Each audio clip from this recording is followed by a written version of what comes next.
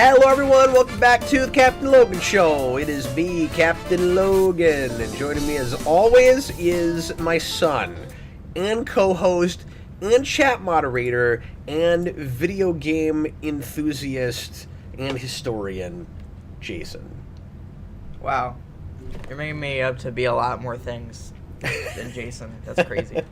Yeah, I introduced you like an interview guest. Yeah. You know, I give you like all this lead in, Are you gonna like all this interview build me? up. Yes. What are your 10 favorite 2D platformers? That is what we're going to be doing today. But I was ready. I was prepared. Yes, but with a question. You also have to do that too, so. That's how prepared I am. Everybody, thanks for joining us tonight. We thought we'd do something a little bit different, and I know that we won't have probably the crowd we usually do, because whenever we do video game stuff, not as many people are interested, because we are not primarily a gaming channel. However, that is one of Jayson's big fortes, and he has been pitching this for the last few weeks. Been really wanting to do a top 10 2D platformers list, and this was not the busiest news week or anything. There's a couple things we can talk about if it happens to come up later in the show, but we're going to devote most of the opening hour to this topic if it takes that long. It's a top 10. We're long-winded enough. I thought we'd put it here instead of trying to squeeze it into some other show. So thanks for the topic, Jayson, and hopefully everybody enjoys it. We're going to open, as we always do here in just a moment, with a Patreon question, but if you want to make your opinion heard, and if you've got a question or a topic that you want us to chat about in the second hour, especially, you can leave a super chat, any dollar amount that guarantees that we talk about your idea, and you can also leave a super chat about whatever we happen to be talking about, and we'll hit those when they're relevant. But everything else we're going to relegate to the second hour, and if you don't want to do that or can't do that, of course we appreciate everybody that helps us out monetarily, but we also appreciate you just being here and interacting with us. So do that. Get on your keyboards and type in the QWERTY and let us know what you're thinking about things. And if you want us to talk about your idea, we can't guarantee it without a super chat, but we'll try to get some of those as well. And you can tag Jayson, because he's going to be modding the comments. That's one of his 5 different hats that he wears for this program. At Jayson, at Video Game Secrets, at Cap's son, but playing Cap in a movie. He'll answer to any of those things and more. Do you like our new Superhero Rewind movie poster? Yeah, look at that. Isn't that exciting? It hasn't even come out yet. Well, that was the teaser poster, yes. Or at least that's what I originally had it commissioned to be. I asked Ty to make that for us. Ty's done some artwork for me in the past, and hopefully this won't be the last time, because his stuff is amazing and I love it. And this is probably the coolest thing that he's done for us anyway. But I originally had it done as a teaser poster, and I like it so much that if we were to have, we're not going to, but if we were going to have Jayson a DVD or a Blu-ray release, that would probably be the box. I like it that much. And we may try to make it available somehow. I don't want to do anything for profit with this movie. The whole thing is, as I've said before, a labor of love, very fan-filmy. We're not monetizing it. We're going to be putting it out for free. But if we do any merch at all, I'll just make it available for cost. So you'll have to pay for the manufacturing and the shipping, but I won't make a dime on it. I don't want to make any profit on this thing. So I just want to say that, because I haven't made anything merchandise-wise available yet. It's just early, and I haven't decided if I want to do that. But the poster's so good. I think we should probably consider that. And we have a really good logo that DJ made us that we could put on t-shirts. Like, there's a lot of cool stuff that we could do. But it would just be so that you guys can have merch if you're interested in it, not so that I make any kind of profit on it. Yeah. Because of the sort of project this is. Anyway, so that's going to live there now, and we're going to be promoting the movie, and it's pretty, and I might just leave it there. It might just stay there even after the movie, Jayson. Wow. We got the, I don't know if you guys can see it, but we've got the Superhero Rewind poster, movie poster, and then back here we've got a Spawn Year poster that Austin made me. And Ty also drew a 10th anniversary Spawn Year poster, which if we make that available, we'll probably try to also make the Spawn Year poster available. And I should get that made in that size. Yeah. Maybe eventually I'll put them really good size. next to each other. Mm-hmm. Yeah, that was in that size. It was like $35 at FedEx. If I went through some online print place, I don't know what it would cost everybody, and obviously we could get smaller posters, but I just wanted it to be real visible, and we're doing something else with it too. But anyway, it is almost, Jayson, like theatrical movie poster size. Like you guys can't see this, but my X2 poster over here, which is the theatrical movie size, is a little bigger than it. FedEx didn't have that exact size, which I think is like 27 by 40. I think is the standard. Somebody correct me if I'm wrong. Theatrical poster dimensions, and then this is like 24 something. Like it's real close, but I don't think it gets to quite 40 inches. I think it's more like 35. Anyway, I don't know if that's interesting to anybody, but if folks are interested in that, let me know, because the more people I hear that want merch for the movie, the more likely I'll be to get that together. Jayson and I have also even kicked around trying to get action figures made, which would be very expensive. Yes. Again, you will pay for all of it. Yeah, exactly. Okay, let's go ahead and get into our opening Patreon question. We still have, I think, maybe one from last month, and then we'll...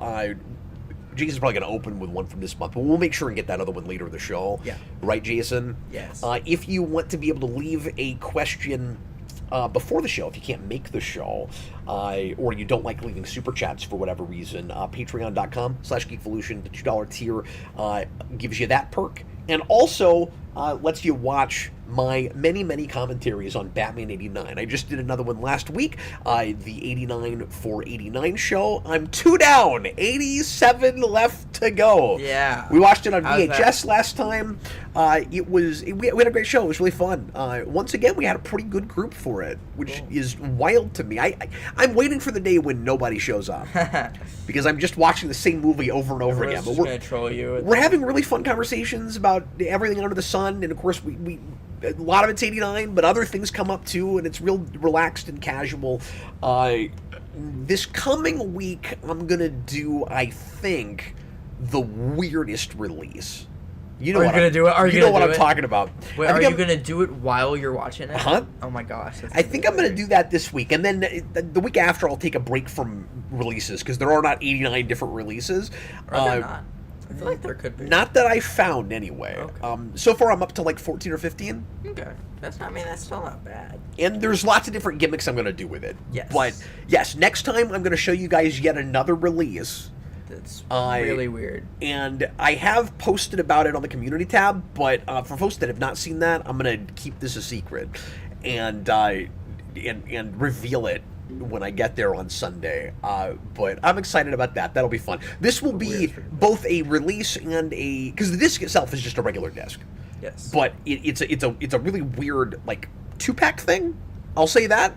Yeah. What it comes with is very strange, and it'll be an activity that we'll have to do. Yes. So anyway, let's get into our Patreon question. Go ahead, Jayson. Our Patreon question is from Invisipig, and he asks, Hi, "Hey thank Cap, you. Yes. my question for this month is, since you've started to review the IDW TMB Ninja Turtles comics..." Did you just try to say TMBG Ninja comics? I said TM Ninja Turtles. They might be Ninja Turtles. The IDW Ninja Turtles comics. Mm-hmm. What is your favorite arc from the best you can remember? The best I can remember. So I've said this a million trillion times, but it's just true, so I can't help but repeat myself.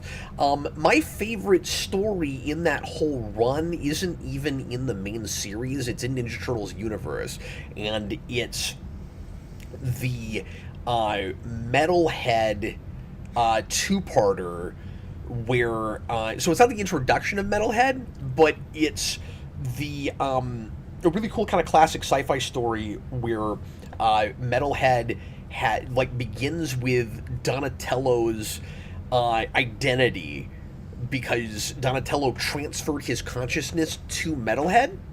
in order to save himself when everybody thought he died. You remember that issue that got scalped real hard, that got really expensive because it was the death of Donatello? Yeah. Well, the way he saved himself, because it was not the death of Donatello, he's real ragged and messed up at the end of that issue. It's very violent looking. Bebop and Rocksteady just beat the living tar out of him. And everybody's like, oh my god, he's dead! It's the death of Donatello! And everybody calm down. It's not in a black bag or anything.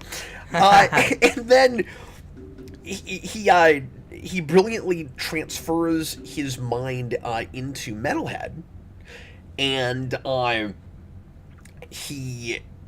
then once he gets his consciousness back out of Metalhead, it's like copied. So his so like, and this gets real philosophical, of course. His like personality or soul or however you want to put it is still in Metalhead, but he has different experiences and isn't able to touch anything and feels like a machine, so he becomes a different character, and he becomes a villain from there because of the tragedy of remembering being Donatello but not getting to continue to be Donatello, and it's wonderful. That's my favorite story from that, from that whole continuity. And I also really love Secret History of the Foot Clan. But as far as story arcs go in the actual main book, of course, you can't go wrong with Cityfall. Everybody loves that.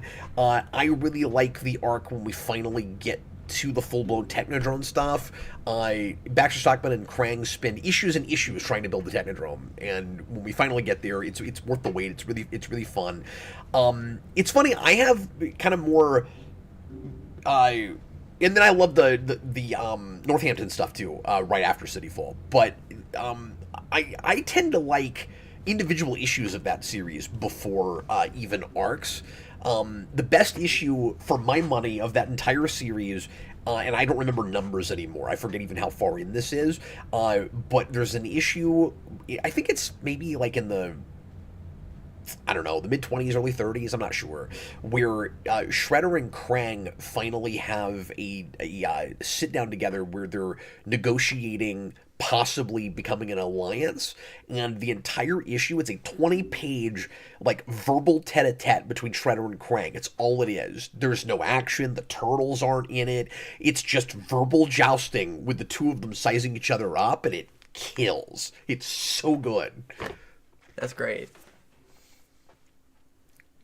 Yeah, I should probably read that at some point. Yeah, look at more of that series. It's wonderful, and we're giving everybody a good opportunity to get into that because, and I don't know how long it's going to take and how often we can get to it, but we are going to continue reviewing that series in sequence. I've decided, Jason, for the most part, whenever it's my turn on the vault, I'm going to keep picking that, and I might occasionally sneak something else in, but for the most part, I'm going to pick Turtles for quite a while, and we're not doing it weekly exactly because some weeks we don't have time with new things we have to review. We've been doing that on Mondays, and if something brand new like Brave New World this weekend comes out, then we've got to make that our Monday night show. There's just only so many nights in the week that we can all coordinate. But the week after that will be Austin's pick, and then when we get back to me, I'll do Ninja Turtles. What is he gonna do? He is going to do the second part of the Doctor Strange. We were doing some classic Doctor Strange, and there's a trade, and we're going to do the second part of that trade next time. Cool. That we did a few months ago now, but he wants to bring that back. Dan Stanton says reviews for Brave New World are rough. I've seen that. The funniest thing, I haven't looked real close, but Austin sent me this today. The hilarious thing I saw, actually, let me pull this up real quick. He sent me 2 tweets from early critics. There's still a review embargo, and so they're not allowed to say anything beyond, like, just the vaguest of vagaries. And Wouldn't you love to be a critic that could do that? No, it's completely pointless. It doesn't tell you anything. Yeah. And what happens is a lot of people are on a high after seeing something in a premiere, like with all the celebrities and stuff. I don't know if that's what this was, but that's what happens a lot with like these early tweet reviews. Anyway, Will.i.am Smith, hashtag Captain America Brave New World is definitely not the best Marvel Studios has to offer. It's somewhere between Thor the Dark World and Captain America Civil War minus all the other heroes. 2.5 out of 5. Also the most boring Marvel post-credits ever. So we'll look for that. Wow. And then... Okay, that is a big, like... Thor: The Dark World and Captain America... And then listen to this one. So this range thing gets silly because of subjective opinion. Mm-hmm. If you go between a range like that, but people don't think that one of those movies is as bad or good as you do, it's totally worthless. Yeah. Right? It doesn't tell you anything.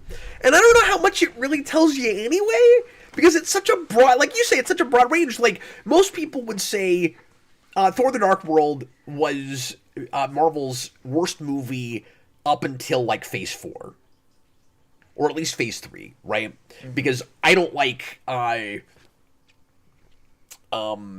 third Thor movie, Ragnarok, and I would say it's worse.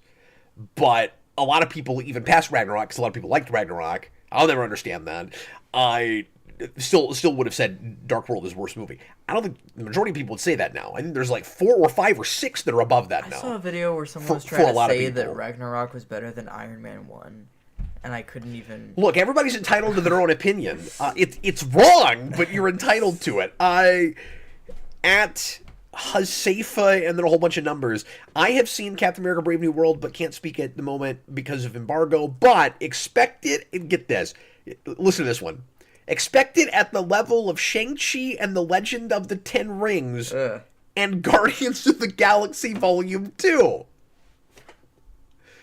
Okay, those aren't the same at the same level. Though. So, like, again, entitled to your opinion, but how do you not know that the majority of people probably would not put those on the same level, right? Mm-hmm. Now, I know Guardians 2 is a little divisive, but I don't think the majority of people even would say Shang-Chi and Guardians 2 are of the same quality, regardless of which of them you like more. Mm-hmm. I don't think most people would say that. Mm-hmm. That's so weird. So anyway, I just brought that up because I thought it was funny.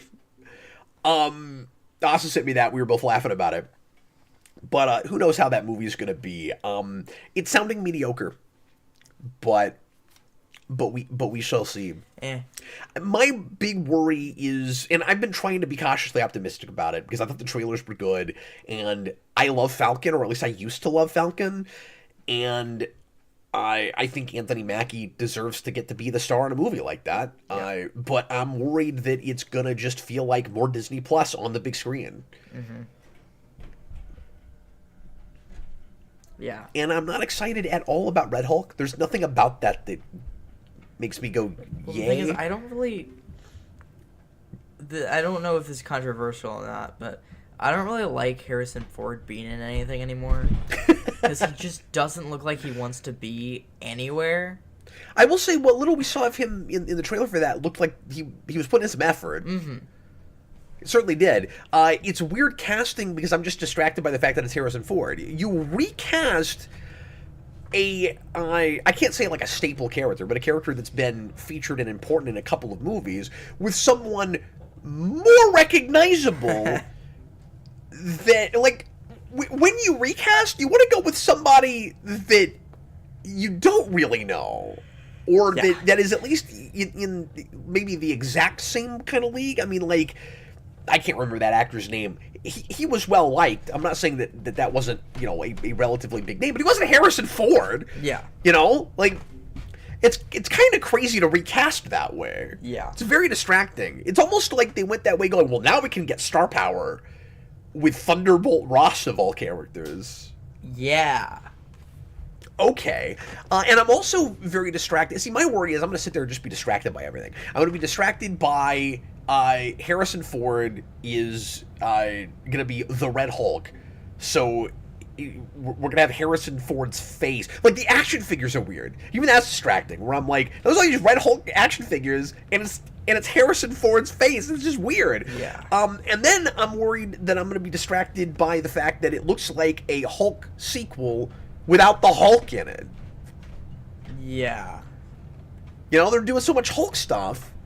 And how can you get, and I know I'm not the only person that said this, how do you get that excited about Red Hulk when I haven't been excited about Mark Ruffalo, like actual Hulk, in movies and movies? Mm-hmm. And like you're doing this after She-Hulk, like it adds insult to injury. Yeah. Well, I say that maybe it'll be really cool, but it will add insult to injury whether it's cool or not. Because if it's great, you'll go, okay, so we got all this cool Hulk stuff, and Hulk doesn't get to show up unless they're keeping that in their back pocket. But I almost guarantee you they're not. Yeah. Surely he's not in that movie. No. It would be cool if he was. Mm-hmm. And if they actually kept that under their hat. Yeah. But when was the last time Marvel kept anything under their hat? Where they surprised us with anything out part.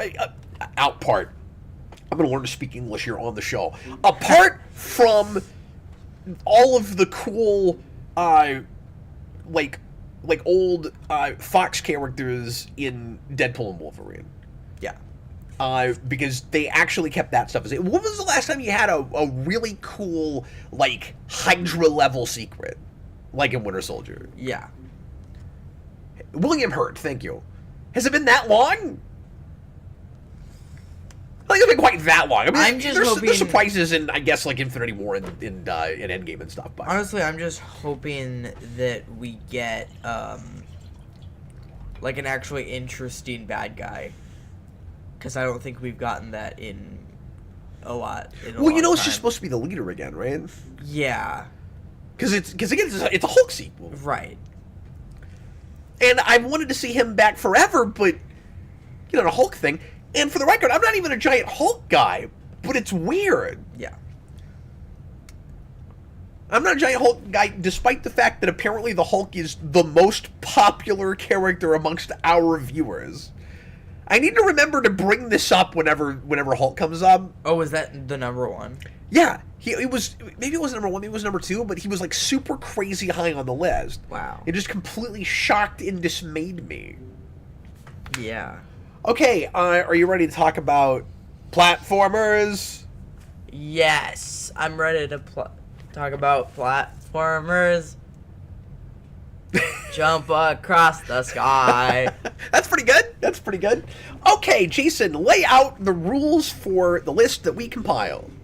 So the rules for the list that we...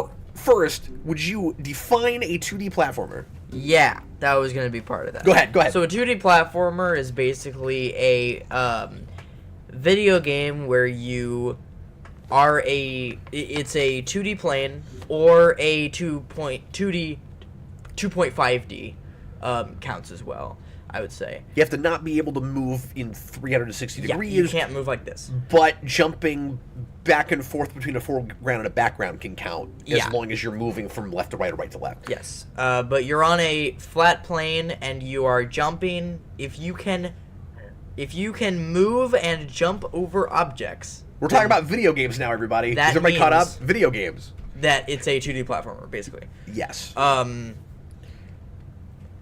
for the rules, I said you can have at most 2 games from a franchise.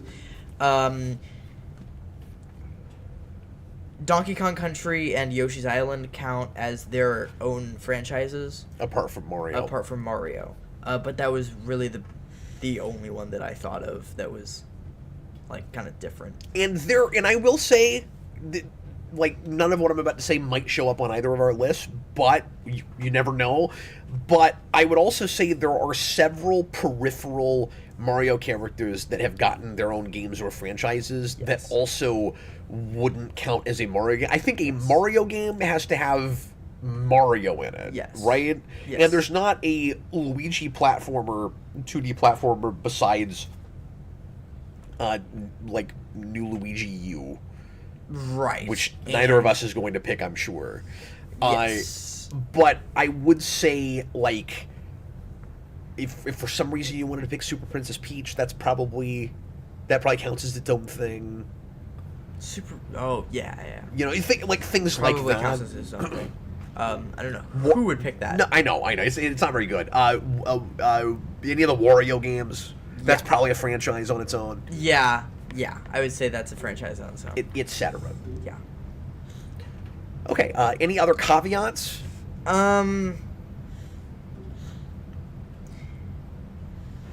It has to mainly be a 2D platformer. So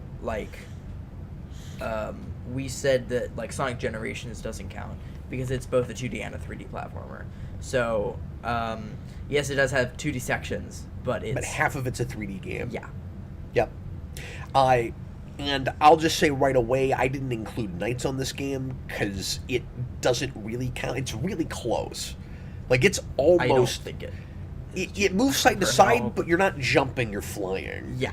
And so the fact that it looks like a 3D plane is not the reason I wouldn't pick it. If you were jumping around in that game, it would count. Yeah, I think it counts. But you're flying. Yes. And I wanted to bring that up because A, it's my favorite game, and a lot of people know about that and might wonder where it is. I don't think it counts. But B, despite my saying now it doesn't count, back when I used to do a show called The Platforming Hour, Knights was the first one I did. I went back and looked at that at one point, and for some reason I counted it. It's not really a platform. You just wanted to play Knights, I just think. wanted to play Knights. Okay, is everybody ready to jump into the pool? Do you want to start first or second? Oh, I'll start first. All right, go ahead. 10-1. Here we go. Okay. So my number 10 on this top 10 2D platformers list is Super Mario Land 2: 6 Golden Coins for the Game Boy. I know you love that game. I'm curious to see how many handheld games are on your list. Yeah, me too. I'm curious to see. I have it right in front of me. But yeah, I'm guessing you don't have a lot of handheld stuff on your list because you just didn't play as much handheld. I've said this before, but I didn't have a handheld system until the DS. Yeah. I just didn't grow up with them. And then I just played them after the fact because, and there's a lot of ways to play that stuff now. Yeah. But anyway, get into why you picked that. Super Mario Land 2 is a great game. I am a sucker for platformers where you can pick which level you go to. Oh, okay. And I also really like it for being a Mario game that has shorter levels. I think it's just a little fun game that you just kind of play. It is kind of like a pick up and play for 2 minutes, and then you go to work, or school or whatever. Sure. And I think it has great bonus stages to get extra 1-ups and stuff. I think maybe even better than the ones in Mario 3 or Mario World.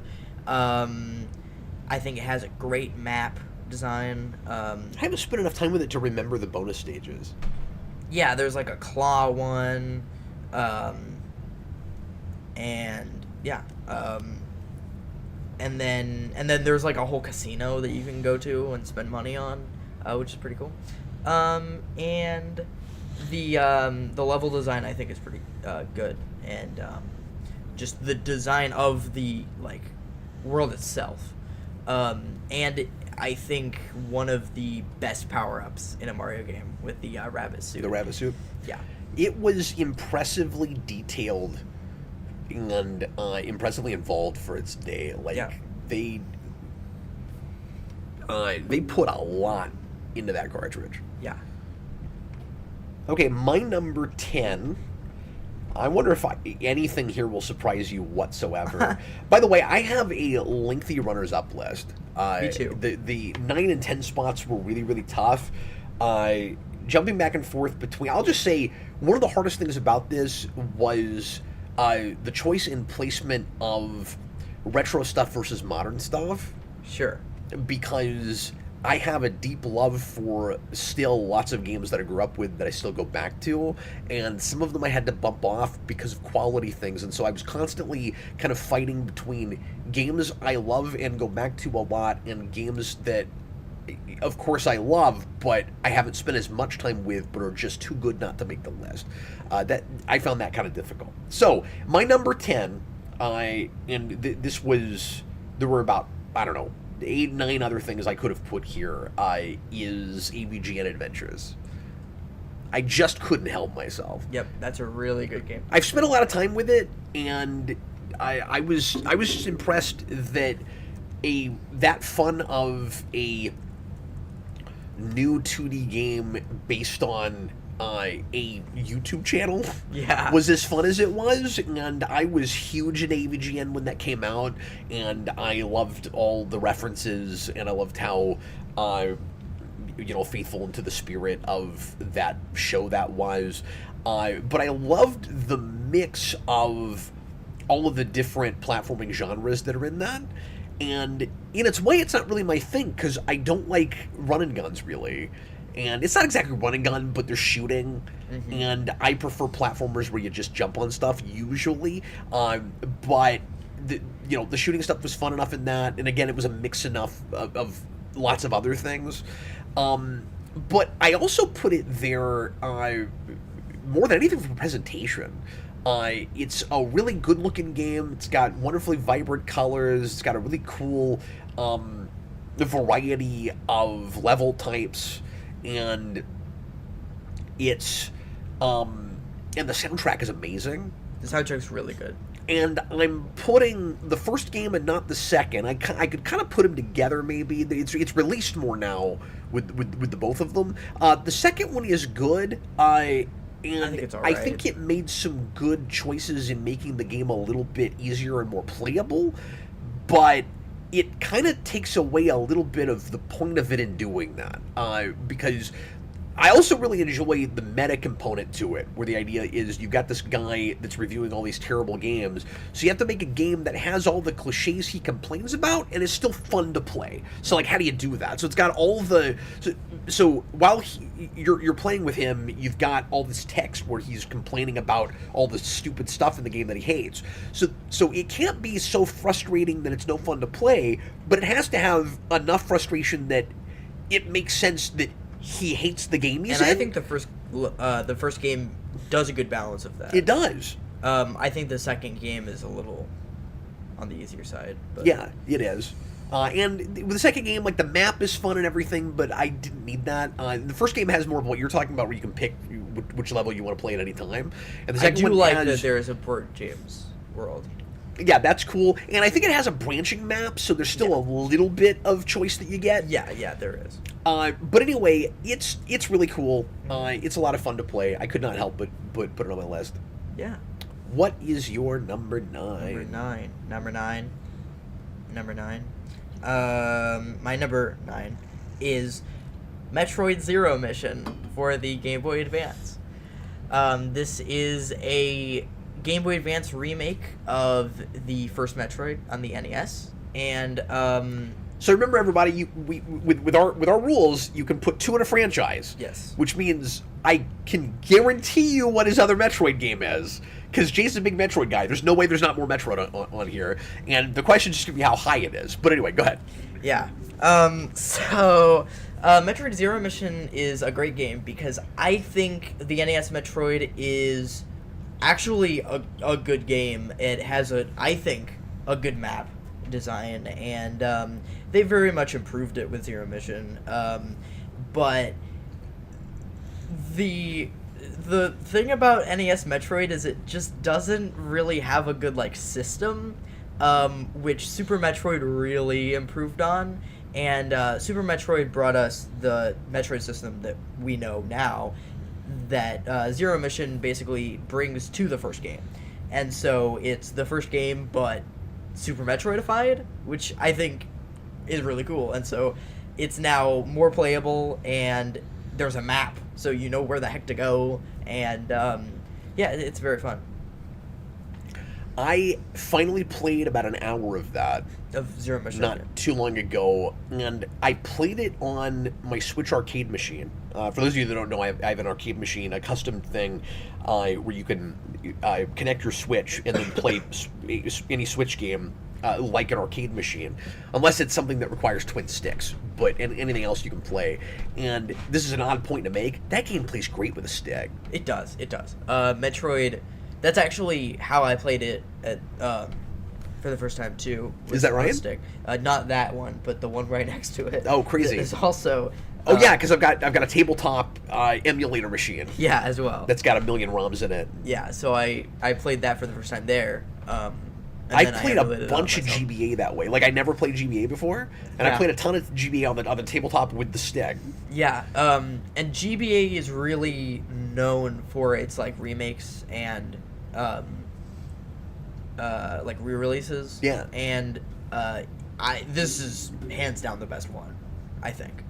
Yeah, I found it surprisingly playable. Like, I was actually getting somewhere. Yeah. I suck at Metroid. I've not played enough of it because I get lost really easily and I just can't figure out where I'm supposed to go. Me too. And I thought that game was doing a good job, just what I've played of it, was doing a good job of being loose enough where you can go wherever you want to, but giving you, kind of helping to steer you a bit. Mm-hmm.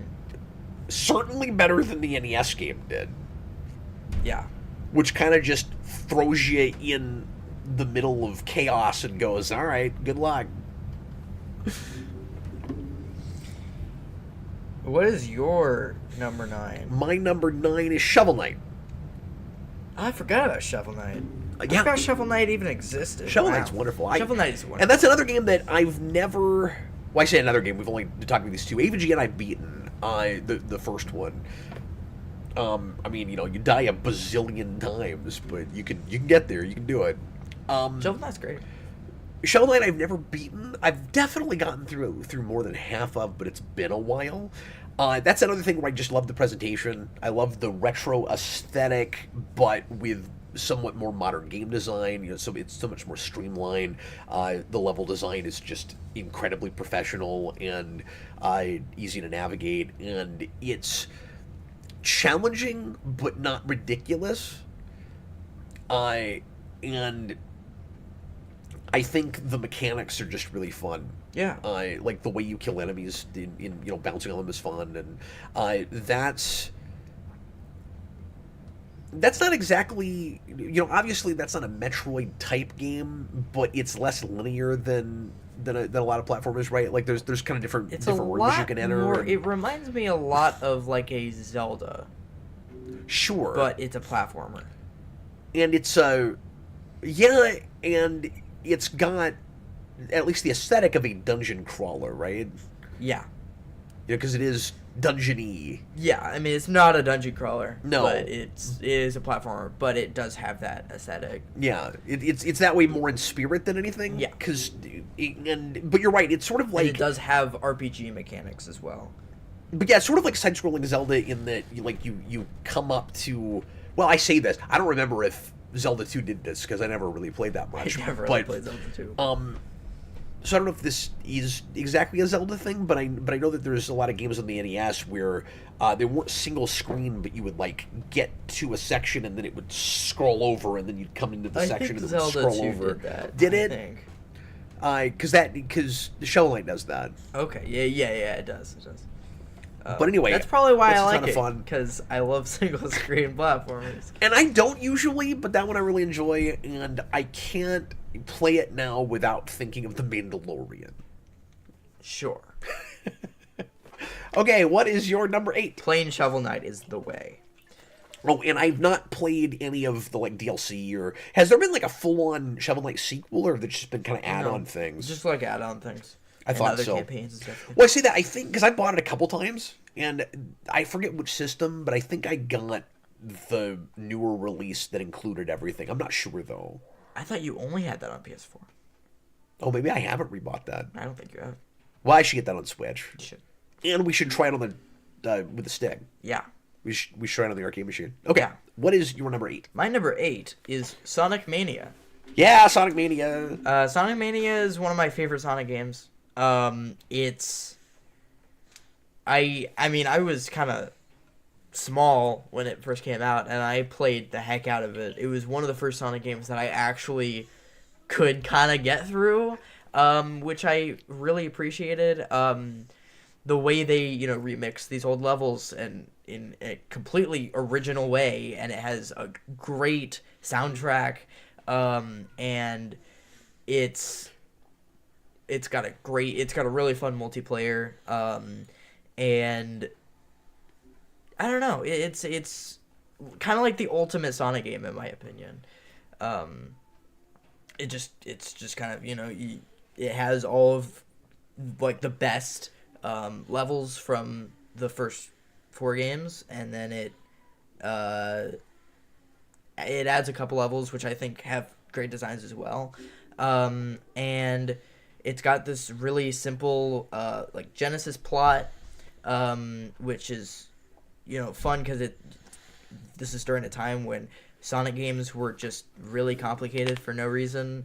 And so there's just this guy who makes you time travel, or, Phantom Beast King something. And it's just authentic to what those games were when, we never got a proper Sonic 4. Right. And that finally sort of felt like it, even if it had to have retro remix levels, which holds it back from feeling like a true Sonic 4.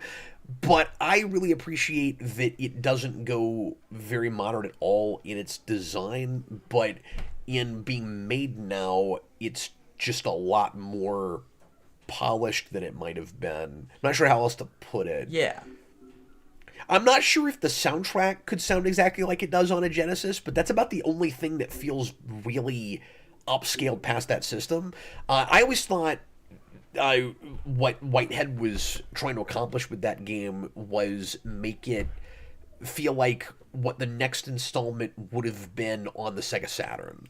I think, and I was about to say that. Or even the 32X. I think the Saturn should have just kept with the Genesis aesthetic, because that they could do that with Sonic Jam. Well, the Saturn didn't give us a proper Sonic game. And yeah. I feel like a Sonic 4 on the Sega Saturn could have just been another Genesis 2D platformer, but with updated music and just like slightly better graphics. There's a lot of plausible speculation. I saw a video the other day about this, that that Knuckles Chaotix was originally designed to be essentially Sonic 4. Okay. What the next Sonic game would have been, and it still would have had the link system that's in that, but there are leftover bits of sprite work from when Sonic was a character in that game. Yeah, but I didn't realize it was being designed for the Saturn. For the Saturn. And then they forced it back to be on 32X, and it ended up coming out half-baked because they didn't have enough time to finish designing it properly. Yeah.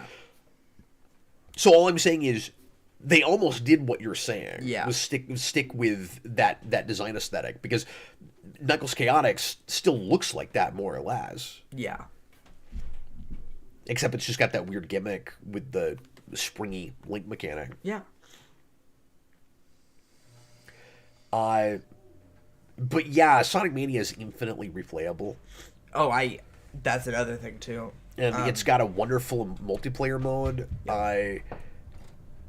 And it doesn't allow you to play with multiple players on screen at once like we did with Sonic Superstars later, but I just don't think that would have been quite appropriate for that type of Sonic game. Yeah. Like it might have been a bridge too far to finally try to do that in that. Yeah.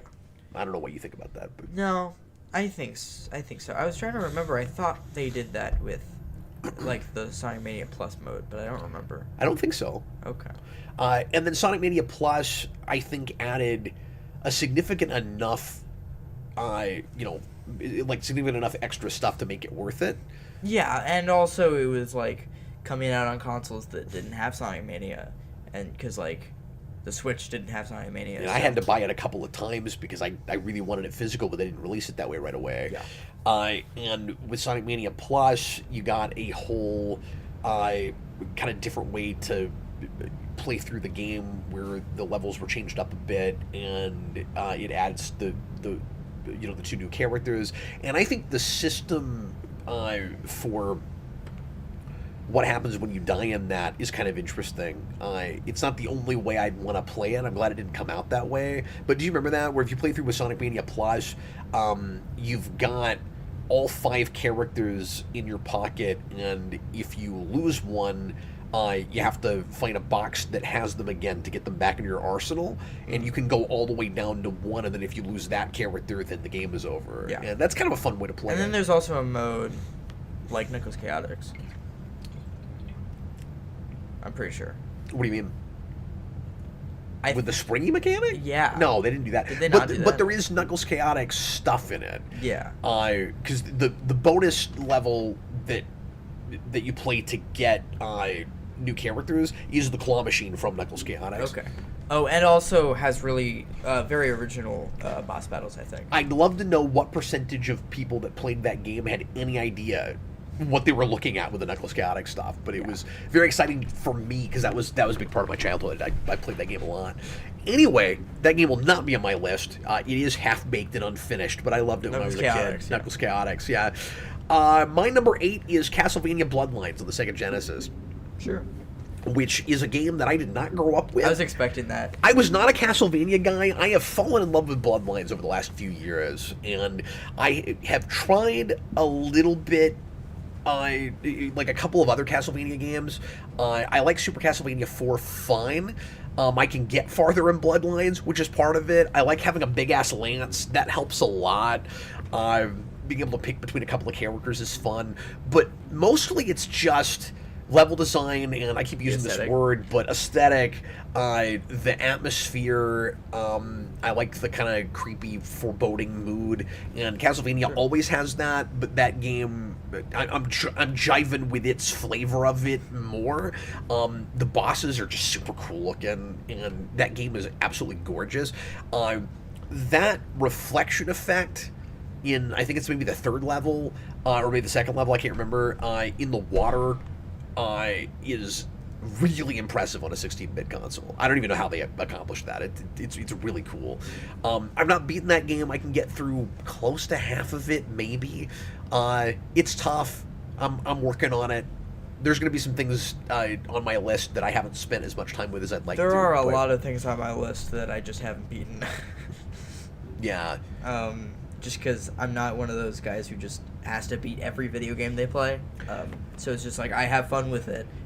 That's how I am. Yeah. Unless it's something that I'm so into that I've got to just see all of it. Yeah. So I'm not the kind of quote-unquote gamer that like plays every game to completion. I'm not like obsessed with games. I'm obsessed with a game when I'm obsessed with a game. Does that make any sense? But yeah, there was a time where I couldn't have imagined ever putting a Castlevania game on this list, and at some point it finally clicked with me a little bit, because I used to not like games that were that rigid. Yeah, that's my big problem with that game, is it's so slow. Yeah, it is, and it's kind of like the side-scrolling equivalent, or the platformer equivalent to, like, Mortal Kombat. Yeah. Where you just gotta get used to how... What is the word I'm looking for? It's just, like how tight the characters move. Yeah. It's stiff. Stiff, yeah. But it finally clicked with me playing Super Castlevania 4, and then trying Bloodlines, I really figured it out and got into it, and was able to play it more on its own terms. Yeah, I played a little bit of NES Castlevania, but that's all I really got into with Castlevania. What is next on your list, sir? 7? We've only got 10 minutes before the hour, so we might have to spill some of this over into the second hour, but we've been taking our time a little bit. Maybe we can try to... Yeah, we talked about Ninja quicker. Turtles and Captain America for a while. So. We did do that. So my number 7 yes, is on the Super Nintendo. Ooh. And is it a Kirby game? Kirby Superstar. I knew it! Kirby Superstar is a weird one. It's a lot of mini games that are all they're mostly all platformers. That's why I get never get excited about it. I always dismiss minigame games. It's not, though. They're all, like... Fully, half an hour. They're all fully cooked. They're right? all fully.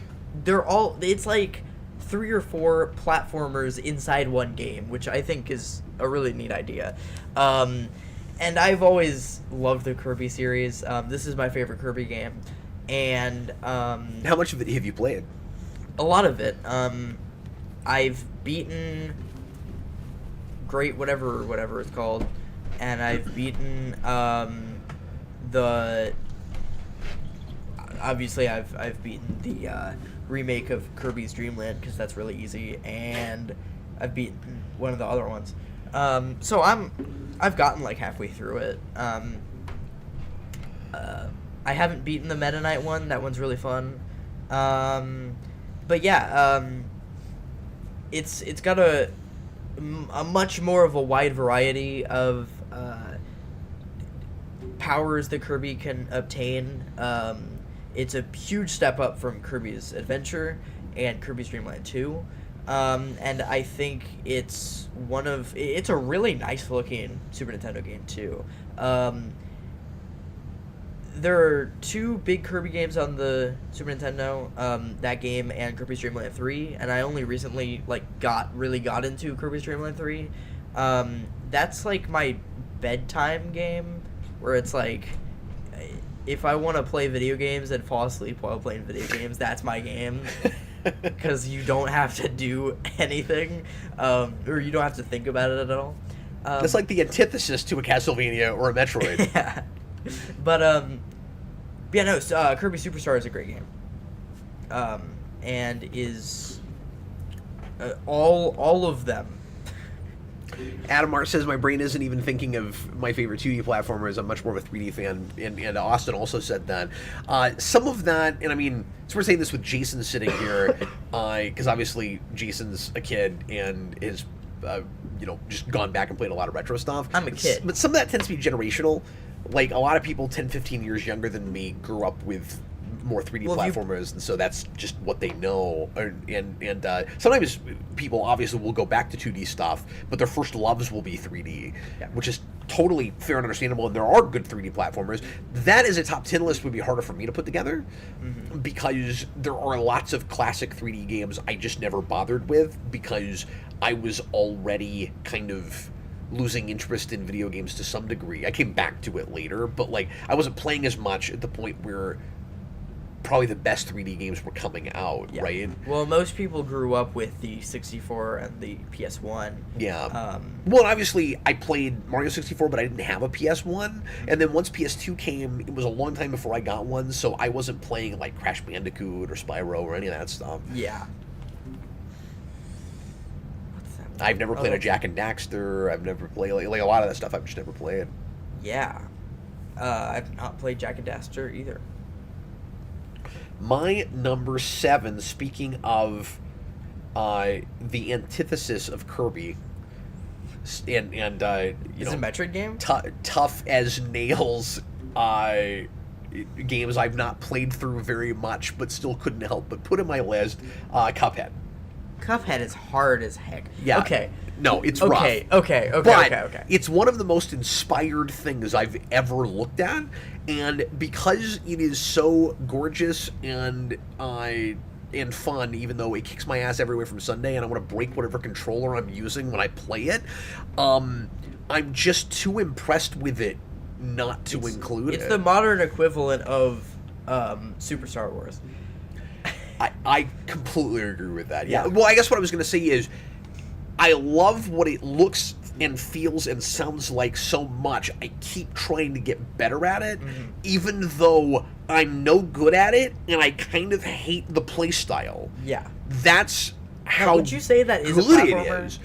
There are holes you can fall in if you don't jump over them. That's why I included it. Okay, sure. There aren't a lot in the way of actual platforms that you jump up onto, but you're going forward and you do have to jump, so I included it. Yes. But I'm with you. It's easier to put that in, I guess, just a action, side-scrolling category. Yeah, run and gun. I guess the question is, would a Contra count for this? It's a really good question. And I don't know. So I included it because I thought it was close enough to what we were talking about. Someone else said it earlier, so yeah. I mean, people are on the same wavelength with you. So, but Cuphead is one of the most successful original, actually original inspired IPs for video games in a long time. It's made a pretty good cartoon show on Netflix. It's got multiple seasons. I haven't kept watching it, but I really loved what I saw of that. I've seen a lot of it now. I love how authentic it is to like 40s cartoons, but I also really like its world building and how it goes its own way, and the soundtrack is amazing. It's some of the really, best really jazz stuff I've heard in a long time. I'm a big jazz fan, and you'd never know it was video game music. And the guy that scored it was not a video game composer at all, and kind of wasn't a game guy. And it shows, and it's perfect for it. And it's neat that it went with that instead of a ragtime thing, because it makes it feel like it fits in that period, but gives it its own sound, because it doesn't sound like cartoons from that period, but it feels like it does. And you have to remind yourself that's actually not what cartoons sounded like, but it feels like it does anyway. But yeah, I love the hand-drawn look and the coloring in that, and it's wonderful. And I just can't get very far in it. Yeah. Someday. That is maddening and infuriating on a stick. I've tried a few times to play that on our arcade machine. I want to real quick. I forgot to bring up this point about that Kirby game. It is great for multiplayer. It's one of the best, like, 2 players at the same time platformer thing that I've seen. I think it's the best that I've seen done.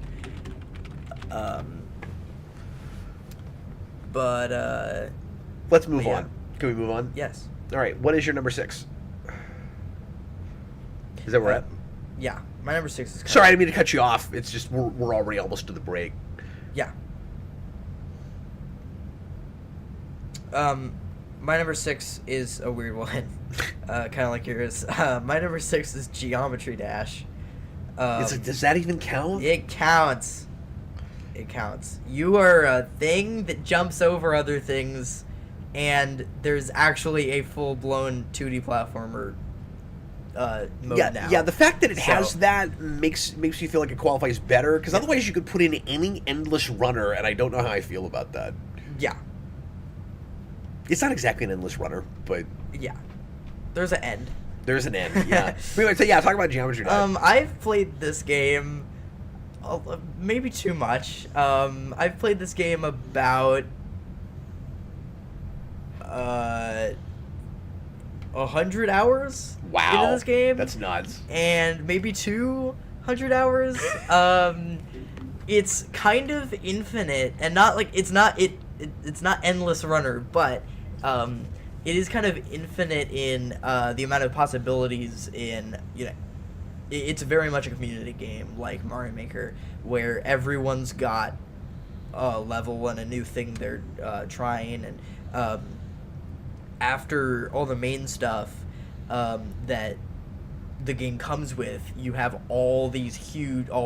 this huge amount of, like, hundreds of thousands of levels that other people have made that are even better than the stuff that the game originally came out with. And it has... Because you can't say that about Mario Maker. It has way better,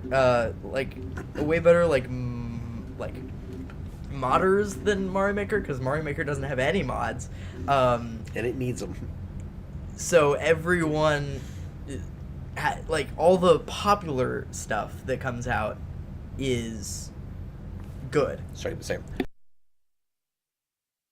And not just trolly like Mario Maker is.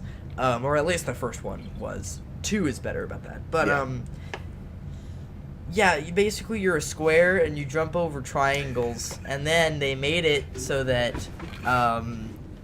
you turn into a ship that can, like, fly around, and you turn into a UFO that, like, bounces, and that's my least favorite game mode, and then you turn into a ball that, like, rolls around, and then you can, when you press the jump button, it goes up, and then it goes down, and then, there's a, and then now there's an actual 2D platformer, How does that play? Is it any good? It's good. I'd like to try that. Yeah. Because the main Geometry Dash, I just can't do it. And people make levels for that too. I mean, people make so many levels for that as well. Okay, that I'll try. Because, I'm sure I could get good at it if I worked at it long enough. But the idea of, like, just tapping a screen in time to not get killed is so just, like, weird and foreign to me. Like, I have a hard time even getting excited about doing it. I want a controller. I don't know. Like... Sure, you can play it with a controller. Okay, but I Like- still think I would suck at that too. I don't Sure. know. Yeah, I mean, I play it, with a mouse because I Yeah. don't like screens. But But I'm just not a big fan of games that like you don't have control over the speed.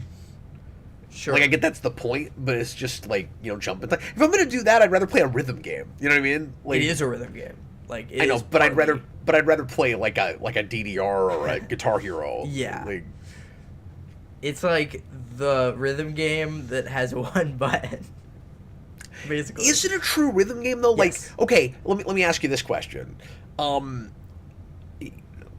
Like, how connected is it to the actual music in the game? Is the depending on how they make the level Okay. really good. okay? And the original Rob Top levels, which is the levels that the game came with, are really true to the music. So I think the couple of times I tried it, I did not understand that about it. Sure. And maybe if I knew that, I would have played it better. Maybe that was the problem. Sure. Okay, I'm gonna give that another shot then, because I do like rhythm games. But Yeah. okay, I'll give that another shot. I think you would like the 2D platformer part of it too, though. I'd like to try that. And it has really cool like bosses where, because you can't like stomp on anything, you just like dodge stuff. My number. Do you want Pardon to go to break before we go to number 5, or do you want to? Yeah, let's do that. Because So I'll just we're go at ahead. a good stopping point. Well, I gotta throw my 6 first because you're going first, Oh, okay. So we're at number 6. Yeah. right? Isn't that where we're at? I So I'll thought you throw. went first. No. You've been going first. So I'll throw out my 6 and then we'll take a break. Yes. So we'll be a little bit late on the break today. My number 6 is Sonic 3 and Knuckles. That's Sonic and Knuckles. that's a good game from what I've seen. Yeah. I can't play that game. You just can't get anywhere with I it. can't do it. So Sonic 3 and Knuckles, I've about decided is, and I go back and forth on this a lot, is the definitive Genesis Sonic game. A lot of people put 2 in front of it just because that's the one they grew up with more, and classic. I mean, it's all classic now, but level design and music. 3 and Knuckles is together intended to be one game. They split it apart. So when you put it all back together, it is just an epic playthrough. I've played it start to finish a couple of times, and it is... I've beaten it once going that way, and then I've gotten... Freddie and I did it a couple weeks ago. We just didn't have time to finish it. But I've been through most of it recently, and I've got a playthrough on the channel.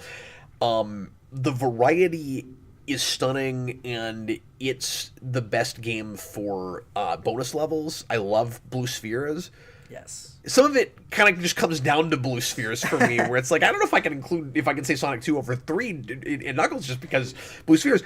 For whatever reason, I grew up with 1 and 2, and then Sonic and Knuckles, and I hardly ever played 3. And I didn't understand for the longest time that 3 and Knuckles were intended to be the same game. There's just something about the slight redesign of character sprites and the way the levels were handled and stuff, where 3 just felt a little off to me. And for some reason, Sonic and Knuckles didn't have that, even though it's part of the same game. Did you have 3? I don't know. No, I rented it a couple times, but I never bought it. I had the other one. So for me, the Sonic Genesis games were 1, 2, and Knuckles. I skipped 3 all the time. I didn't care. I don't have that anymore. I love 3 now, and I just play it, along with Sonic and Knuckles. But Sonic and Knuckles has some of my favorite levels, including Flying Battery. And both of them have a lot of my favorite music. And of course, these days the music, there's copyright issues and they can't re-release it. But I am 40 and have been rebuying the Sonic games forever. So I have lots of different ways to play those, even before Sonic Origins. So anyway, I can't help it. That's my pick for number 6. Well, my number 5 is Knuckles in Sonic 2. Now we're just gonna have like lock-on technology Lock picks. on technology. My number 1 is when you put Jurassic Park on top of Sonic and Knuckles and you play that Blue Spheres. That's hilarious. Okay, people are surprised that I put Sonic 3 and Knuckles as low as I did. There's a reason for that. We'll get to it later. In the meantime, we're going to go ahead and take a break. Everything else is Donkey Kong Country. We're going to take a break, and we will be right back in just 3 or 4 minutes. We'll come back and do the rest of our list and see what else we have time for. Jayson, you may have to table your segment for this week to next week. My segment's not going to be long. Okay. We'll see what we've got time for the rest of the show. If there are, we'll make sure we carve out at least a few minutes for Q&A, if not longer. We usually try to do a lot of that in the second hour, but tonight's a list, so I don't know how much of that we'll do. But leave questions if you have them and topics, and we will see you in just a few minutes.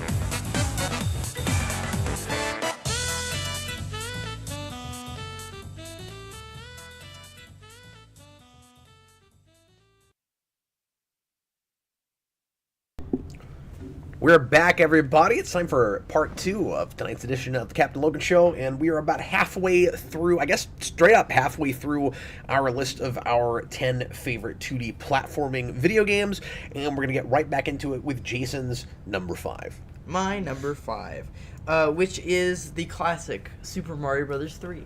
Yeah, I figured that would make your list. This is a very, I would say, influential platformer. As far as side-scrolling platformers go, it's very... So much is a clone of that. Yeah. And on 16-bit, everything is like a clone of Mario 3 or Sonic 1 and 2. Yeah. And I think it did a lot for the Mario franchise. I think it did a lot for just platforming in general, and I think it's insane for an NES game. I don't know how they did that on the same cartridge that fit Mario 1. I don't know how they did that. It looks like it's on a completely different system. Yep. And I just love how big it feels, how kind of open world it feels as even just being just a 2D platformer. Once you find... Because when I was little, I always just... Because I knew where the warp whistles were, so I just found those, and I would just, play around with what all the different worlds were, because you can go to any world in that with the warp whistles. So I always thought that was, the most fun with that.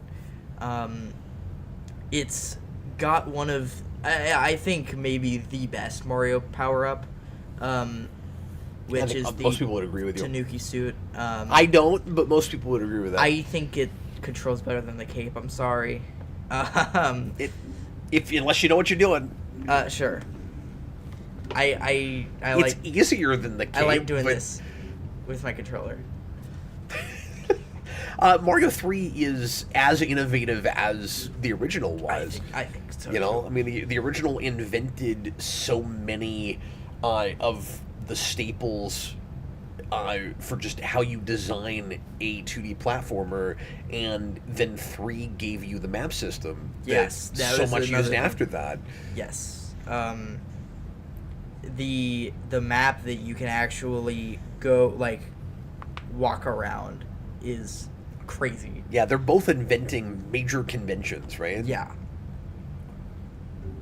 Yeah, and it's also just a fun game, especially for a Mario game. It is a great Mario game. It really holds up.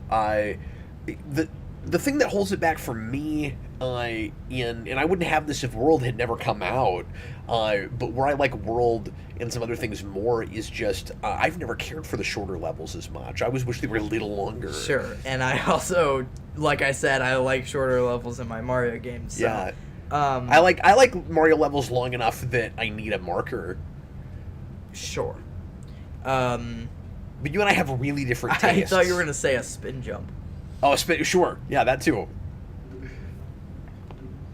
Yeah, no. One of my favorites. What is your number 5? My number 5, it's interesting that we both went to 2D Mario games for 5. Oh, really? My 5, and I don't know if this would still be here a couple years from now. Maybe this is just the high I'm on because this is so new. I don't know, but I couldn't help but include Super Mario Wonder. Wow! And yeah, I was not expecting that. It's. I mean, I think it's a near masterpiece. Wonder is, there's so much variety, there's so much replay value, and it is for me the perfect. In a lot of ways, it just feels like a game made for me. And I should say. Yeah, it probably seems even more inventive than maybe it is, admittedly, because we had so many years of the same thing over and over and over again with New Super Mario Brothers. And finally, just to get any departure from that feels like brilliant, genius level making. But the Wonder Seed is a true brilliant invention, where every level there's a thing that will mix up part of the level in a way you can't expect, and all kinds of crazy things will happen, and it's trippy and feels like you're on drugs in the way Mario did back on the NES, and that's and World, and it's just this is gonna sound so silly to say. It's just been too long since it felt like you were on drugs when you play a Mario game, and it's supposed to feel like that. Yeah, that really allows for so much creative liberties. Yeah. That's what I really like about it. And it feels like you're back to being able to play the game any way you want to again, which was Miyamoto's thing. Yeah. Which I'm sorry, but you just can't do with New Super Mario Brothers. That is the most basic thing. Yeah, it's too rigid. Yeah. It doesn't give you any license to try different things. You could play through all of Mario Wonder without the Wonder Seed if you wanted to. Yeah. Well, I say that. I think you actually needed Wonder. some in order to be able to continue, because you have to get enough of them to unlock. You have to get enough seeds to unlock levels. So I guess you couldn't play every level that way. But there's still more. It still gives you more leeway. Yeah. Than New Super Mario Brothers, at least. But I was going to say it's the perfect blend of 3 in world. Mm-hmm. And that's all I could ever ask for, man. I'm such a giant world fan, but obviously appreciate a lot of things in 3. And I will say I feel really weird about not including 3 on my list. I didn't, and we've only got 10 slots, and we would only pick 2 side-scrolling Mario games. So I picked Wonder over 3 because it felt like that leap that gives me what's great about both of them, finally. Sure. So that's why I did that. What do you have next? Speaking of games that have world in the title, my number 4 is Yoshi's Woolly World. Braden's complaining the bosses suck. I've heard that from a lot of people with Wonder. Yeah. I just don't play games for bosses is part of it. And so the only time bosses really affect my ranking or score of a game is when they're too hard or I have to deal with them too much. You know what I mean? Because I just don't care about bosses. I mean, when they're fun, cool, but I don't mind easy bosses in a Mario game. And that also felt like a mix of the 3 in world bosses. Sure. So like that's kind of where my standard was. But anyway, sorry. What is your number 4? My number 4 is Yoshi's Woolly World. Yeah. Wow, that's pretty high. Yeah, I thought so too, but I think it's better than all these. So. Would you believe I've never played that? You gotta. It's just such a chill game, and it's just so.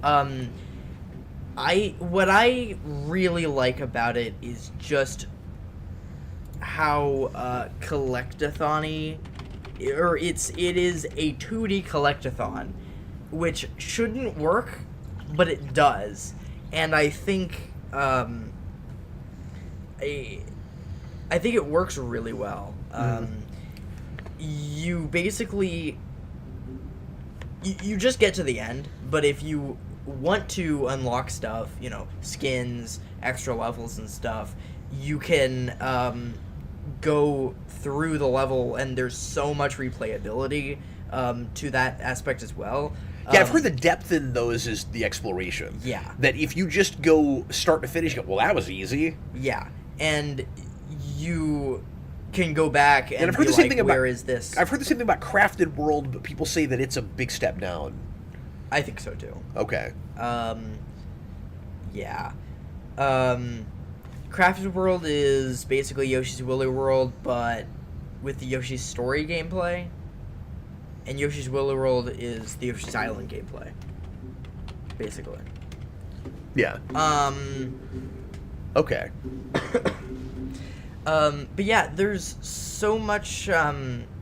It's just so playful. I really like just the overall concept of the idea. It basically took, which I've actually never played Kirby's Epic Yarn, but it basically takes that idea and brings it to a Yoshi game. Those are both Wii games, I think. Yoshi's Woolly World is a Wii U. Oh, I guess that's right. Yeah. It's just been too long. I remember Epic Yarn being on the Wii because I worked at the GameStop when that came out, but I forgot where Woolly World even dropped. But Yoshi's... Did you buy that at some point? Why do we even have a copy? Because I've never played it. I think I do. Okay. You think you did? I think I did. Sorry. I think I did. He thinks he does buy it. I think I does buy it. I does buy it. Sure. I think I did, but but it's also the last point I was going to make about it is it also has a crazy 3DS port.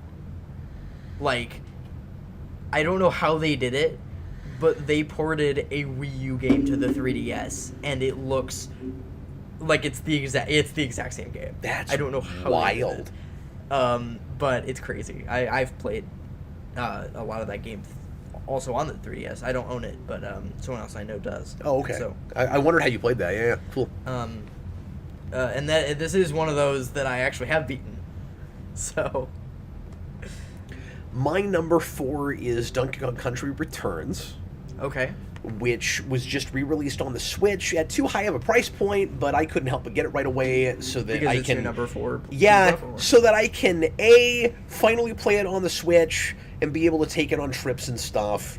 It's felt really funky to have Tropical Freeze for like 7 years, 6 years, whatever it's been, and not Donkey Kong Country Returns. And they put out the first game before the second game and more expensive. It's very strange. But and Tropical Freeze is a better port.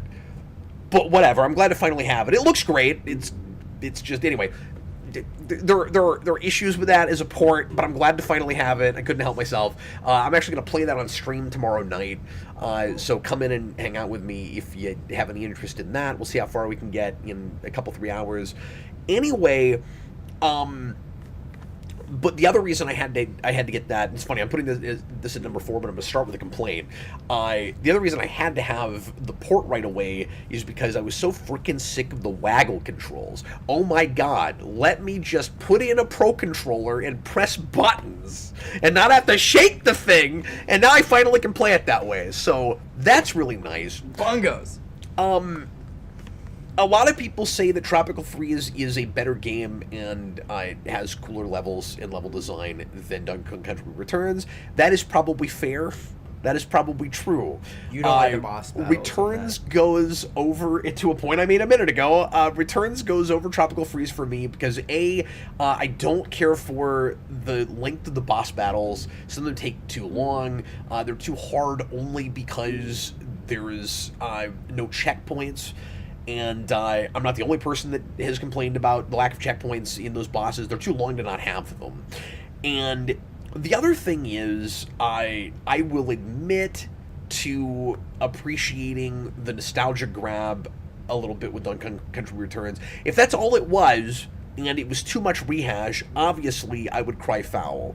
But I love the reworking and implementation of a lot of the original first game Donkey Kong Country music in that game, and I'm a huge fan of that soundtrack of really the first 2 games, but especially the original Donkey Kong Country soundtrack. The same composer came back and did these. So good they were able to get him to do that. Oh, did Wise actually come back? He did. That's cool. And his scores for those are just as beautiful as what he did before, and are a little different too. And of course the loops are longer. And also they made those without Rare, and they feel like Rare. They feel enough like Rare, yeah. They play a little bit differently, and it's cool that it's not just the exact same thing. There's a bit of a new play style that you have to get used to. I like the choice of, probably just thematically, I like the choice that you're playing as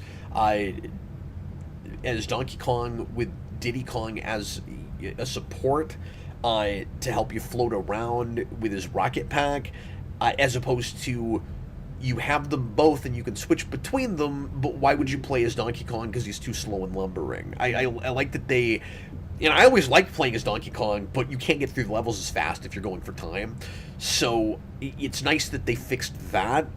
And I love the foreground background thing. It's a great example of taking everything that worked on a 16-bit system and really updating it and making it a thing that doesn't just feel throwback. It feels like a modern game. This is not the same thing as a Shovel Knight or a Sonic Mania, where we're going back and trying to in some way recreate the experience of playing a retro game. This is making a case for 2D as a genre. 2D platforming does not have to be retro, a retro experience. Yeah. It's just as valid as it always was. We just had a period where we said, because we can do 3D, that's all we're going to do now. So that's a good point.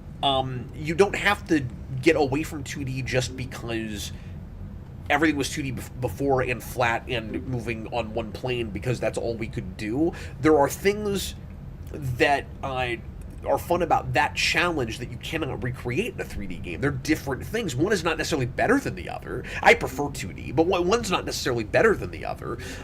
They have different strengths and weaknesses. It's like saying, well, now that we can make 3D animated movies, there's no reason to do hand-drawn anymore. It's the exact same problem, right? And Donkey Kong Country Returns, I think, did a lot to sway people away from the idea that that's outdated, outmoded, and just for people that want to relive their childhoods. Even though there is a component of nostalgia to it, the gameplay is not part of that. And anyway, it's just a gorgeous game, and it's just like the original. It gets more challenging as it goes. I like the way the difficulty ramps. I think Tropical Freeze does the same thing that Donkey Kong Country 2 does, where it feels like you kind of start with the same difficulty you ended in, and you keep going. Like, it's tough. But I love all the minecart stuff. They take the most fun things from the original game, and they give you a lot more of it. Even though the game plays a little bit differently. And some of the innovations in mechanics are a little bit goofy, but a lot of it ends up working. Like the barrel rocket thing, where you control it with just one button, shouldn't work, but it does. And do you press it and it goes up? And then... Yeah, okay. And then you let go and it comes down. That's like the ship in Geometry Dash. Oh, okay. Yeah. The blowing thing is stupid. I will continue to complain about that. The blowing thing. Yeah. So when you're playing it on Wii, there are flowers they have to blow that come out and give you things, and you have to literally blow into your controller to do that. And that was a thing that for some reason Miyamoto insisted on. That sounds like such a DS move. And everybody seemed to think it was stupid, but he was like, no, we have to have that, so that's why it's there, apparently. Oh my gosh. Anyway, I have gone on too long about this game, but I love it. It seems like a fun game. I'm just not good at Donkey Kong Country, so maybe we can play it together. Well, says 3DS port of Returns is pretty good too. I'm impressed Nintendo managed to port that. Yeah, and it's considered, it was until Switch, and frankly even still by most people, that was considered kind of the definitive way to play it. Because it added some levels at the end. There's actually new content, and it pretty much does everything the Wii game did well, I think. I've never played it, and that's part of the reason I bought it on Switch. I would say even if you got the Wii game, if you never bought the 3DS game, it's worth the $60 to get it on Switch. I would feel even weirder about it if this was now the third time I was buying it. I really hate that price tag considering it's been ported before. Yeah. But on Switch, there are longer loading times, Really? Which is very strange. And, like, there's just some kind of janky things. It's so good of a game, Dad, that it needs to load that much. They didn't even have to do that. They're just building anticipation. Yes. Okay, anticipation. What's your number 3? So my number 3 is, I wonder if you can guess it. My number 3 is Super Metroid. Yeah. I know it was going to be in your top 3. Yeah. I don't know if you know this, but this is on the Super Nintendo. Yeah, I did know that. It was the game that really shaped the Metroid franchise and made it fun. If I was any good at that at all and had gotten past the first couple of stages, it would be on my list. I mean, it's incredible. I just can't play it. I don't know. Someday. Yeah, you and I were playing that. You and I were playing that together a few years ago. Really? And I don't actually remember that. But... Oh, we were doing it on a Branson trip. Yeah, I kind of remember that. Yeah. Yeah, we were doing it on, like, the Super Nintendo Mini or something. Pushy X says apparently the porting company ain't the most talented. I read that, too. Okay. And that explains everything. They hired the wrong people to make it. I forget which company that was. Like Sonic Colors Ultimate. Yes. Exactly. Well, it at least wasn't busted on launch where they had to do a bunch of patching. Yeah. A lot of the issues there aren't things that really require patching. They were just a little sloppy. Okay. Anyway, go ahead. So, Super Metroid is kind of the game that made me go, wow, the Super Nintendo is, like, amazing. Yeah. Super Metroid looks incredible, and it's so just, like, cinematic, and the soundtrack is beautiful, and also awesome at the same time, and it's got great gameplay, like it controls really well.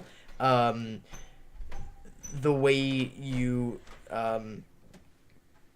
control your gun up and down handles really well, where you can either go, directional on your pad, or you up and like to the corner, or you can press L and R to go up or down as well, which I think is genius.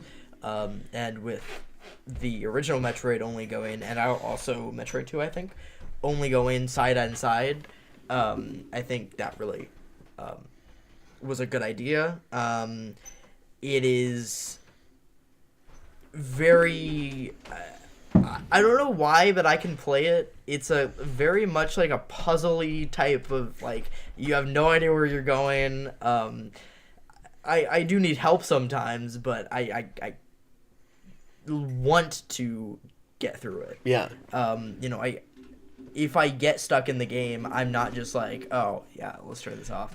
Yeah, that's been a running theme here. One of the things that most impresses me in a game is when it's kind of too difficult for me to get very far very quickly, and yet I'm compelled to keep trying.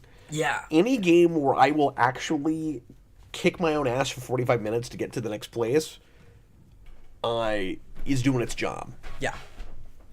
Do you mind? I'm kicking my ass! But yeah, no, it's a fantastic game. Probably the best game on the Super Nintendo. It's incredible. Yeah, a lot of people put Link to the Past above it, and that just depends on your interests, I guess. Link to the Past is also amazing. Yeah. A Link to the Past, I don't think it has the same kind of... it's wow also, factor? Yeah, I'm also, because of you, more of a space guy, like science fiction guy, than... That is probably my fault, yeah. A fantasy Than guy. a fantasy guy, yeah. You like that stuff more than I do, I think, though. Yeah. Maybe. Link to the Past is also the only Zelda game I can play, so I do like that game. What is your number 3? My number 3 is Super Mario World. Wow, I was expecting that to be your number 1, actually. Oh, really? I have no idea what I know what one of them is going to be. I don't know what the other one is. This is pretty arbitrary. I mean, like, there are 3 or 4 video games that I like to say this is my favorite game. And they're all vying for the top spot. Mario World is a game that I just will never stop going back to. I still go back and play it quite a bit. It's maybe not as much as I used to, but I mean, I still go back to that. You played it a lot growing up, right? I did. Well, when I first got my Super Nintendo, it was the only game I had for a long time. We rented stuff, but I didn't get new games until I moved back with my dad, and I just worked real hard at getting good enough to beat it. It was really challenging for me at the time, and it's a hard enough Mario game.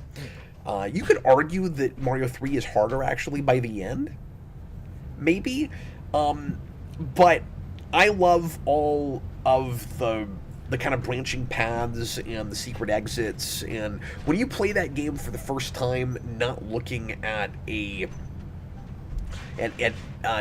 kind of guidebook or anything, it's so cool discovering stuff. Like, yeah, that's there's so many secrets and stuff. Yeah, my love for that game is all about discovery and figuring out just where you can go and what new level that you don't even have to go to you can unlock. It gives you hints at where some of the secrets might be, which is nice. So, like, it's not impossible to figure it all out without looking up anything. And I did as a kid. Never looked up anything. I found it all. Right. It took a while. It was kind of tough to do. You get in a Forest of Illusion and you're like, I just keep going in circles. And I know there's a level here I can get to. How do I get to that? You got to figure out where the secret key is and all of that. But that was always a lot of it for me. And then, again, we keep using this word, but I love the aesthetic of that game. I love the dinosaur world, just idea. It's a lot of fun. So much variety of different level types. I do adore the cape. I did get really good at controlling that thing. I like all the different mechanics that you have with that. It feels like what's funny is if you don't know what you're doing, it doesn't feel like freedom, but when you do, it's really, really freeing. Like, it's fun to go down and then pop yourself back up, and to like torpedo yourself toward the ground and blow up stuff. Even more freeing than the balloon. Well, the balloon, you're on a clock. You're like, because if you run out of that when you're over a pit, you're gonna die. Yeah, no, it's hilarious. Yeah, I love how weird that game is. Again, you feel like you're on drugs, especially when you get the balloon, the way you're supposed to. Yeah, some of the enemy designs are weird in that game. Like, yeah, there's some choices. I don't know how I feel about there being a football player guy in a Mario game. Oh, that's awesome. No, it's more the Goombas for me. I love the ghost houses. I like the way that game trolls you. Yeah. That's one of the things that's fun about it. It wouldn't be if I didn't figure it out, but when you figure it out, and then I'm a huge fan of that score. It's a great score, and it's probably my favorite, at least in 2D Mario music. The way that overworld theme just keeps getting reused and reinvented, and there are places where it took me a long time to even realize it was the same melody. Oh, Yoshi's Woolly World does that too. Oh, cool. Yeah, it's got just a theme that. I say that maybe with that I could always tell it was the same melody. I did have that with 64 a little bit. Yeah, is the Ghost House the same theme? Yeah, it is. But it just has more of a brooding, and then. Yeah, that one is probably the most subtle difference. Yeah. But, and then of course riding on Yoshi is actually really fun. Yes. What is your number 2? My number 2, it might shock you. Yeah, I can't wait. My number 2 is... By the way, before you say your number 2, I'm surprised we haven't seen a Mega Man from you. So my number 2 is Mega Man 2. There it is! And I'm not shocked. I was waiting to see that. It was going to be there somewhere. Yeah, so this is on the NES. And you play as this blue guy called Mega Man, and you... Everybody knows what Mega Man is. So... The thing I really like about Mega Man, just in general, is I think it's a really genius concept because it's basically Pokemon before Pokemon, but with 2D platforming, where you figure out, and also this is one of those where you pick your stage. All of the Mega Man games are like that. You figure out which boss. It's all based around the bosses. Yeah. And so when you beat a boss, you get its weapon, and then you figure out which bosses. Which bosses have the weakness towards the weapon that you have, and it's just really fun to figure out, and really fun, and like certain levels when you beat them, you get this like rocket thing that will help you in the fire stage so that you don't die over and over again, and it'll help you get through that quicker, and then I've tried so many times. I can't play it. I'm so bad at Mega Man. If you want to watch me play Mega Man poorly, I have at least one stream where I did that. Did you really? Have you done that? I've got I've got a can't play Mega Man stream. Wow. Was it 2? I think maybe it was 2. Yeah. Although one of my runner-up games is X. Really? On Super Nintendo. I do like that game. I can get a little farther in it. Sure. But I have not played it much. I played it for the first time on the Super Nintendo Mini. Yeah. That's where I played it for I got that and I started playing it. I was like, oh, this is really cool looking. Yeah. No, it has a great aesthetic. It's another gorgeous game on the Super Nintendo. Yeah, figuring out like the order in which you do the levels and stuff, and just having that knowledge forever in your brain of like, this is how you beat Mega Man 2. Like, that's cool. I have not beaten Mega Man 2. I got halfway through Dr. Wily and just kind of forgot about it. So maybe I'll come back and... Someday. Yeah. So, what is your second favorite? So it sounds like I'm going to shock a bunch of people when I say this. I don't think we're going to have any duplicates. Yeah, we haven't yet, which is really interesting. There were a couple things. Number 1 is not going to be on your list. There were a couple things I thought might be. Yeah, because you haven't said Celeste yet, so that's probably your number 1. But maybe I shouldn't have said that. Sorry about that. I just know my son. He's obsessed with that game, so that's got to be on there. But anyway, there were a couple things I had that I thought might make your list. I'm forgetting. I mean, I knew you'd have some Kirby. I knew you'd have Metroid. Yeah. We just have different like franchises we gravitate to, right? Sure. So you get your favorite franchises, and you go, well, I can't just pick the one game because you'd be kind of remiss. You're like, I don't love it for just that one game. And there's stuff I had to leave off that was kind of rough. I thought Shovel Knight might make yours, and I thought Cuphead might make yours. I forgot about Shovel Knight, and Cuphead is way too hard for me to play. I mean, it's too hard for me too, but it's just that good. My number 2, and some folks might cry foul with this. So somebody said it's crazy that you've got Sonic and Knuckles, or Sonic 3 and Knuckles as low on your list as you do. The reason for that, and Wonder just blew me away. Maybe Sonic and Knuckles should have been like one above Wonder. I don't know, but it's hard to compare that stuff, right? I think now the definitive Sonic game in that style is in fact Sonic Mania, and I could not help but put that above all the Genesis Sonics, and that's why it's number 2. Sonic is my first or second or third favorite 2D franchise, right? Like it all jumps around between Mario, Donkey Kong, and Sonic for me. Wow. And I had to put Sonic Mania this high because since it has come out, is the one I frequently go back to the most. I play Sonic Mania all the friggin' time, and I just love all the game modes. So it gives us, it again is correctly implemented. It's exactly that play style. There's not any difference in how it controls and in the look of it. And so you're authentically, when you play a Whitehead Sonic game, playing 2D Genesis Sonic. And yes, it's irritating that Sega made them, because it seems like this was a mandate from on high, that Sega made them do all the retro courses, but they're just as good as the originals, and in some cases better. And I love all the Zone 2s for games that never got a kind of reworked mix-up version of a zone. That's it. And with Zone 2 music, that was a treat for me. And then all the original zones without fail are just as good or better than anything else in the game. They're all good. Press Garden is really neat, and obviously what's the movie one? Studiopolis is great and has one of the great themes now, and it's just wonderfully, like I said earlier, replayable.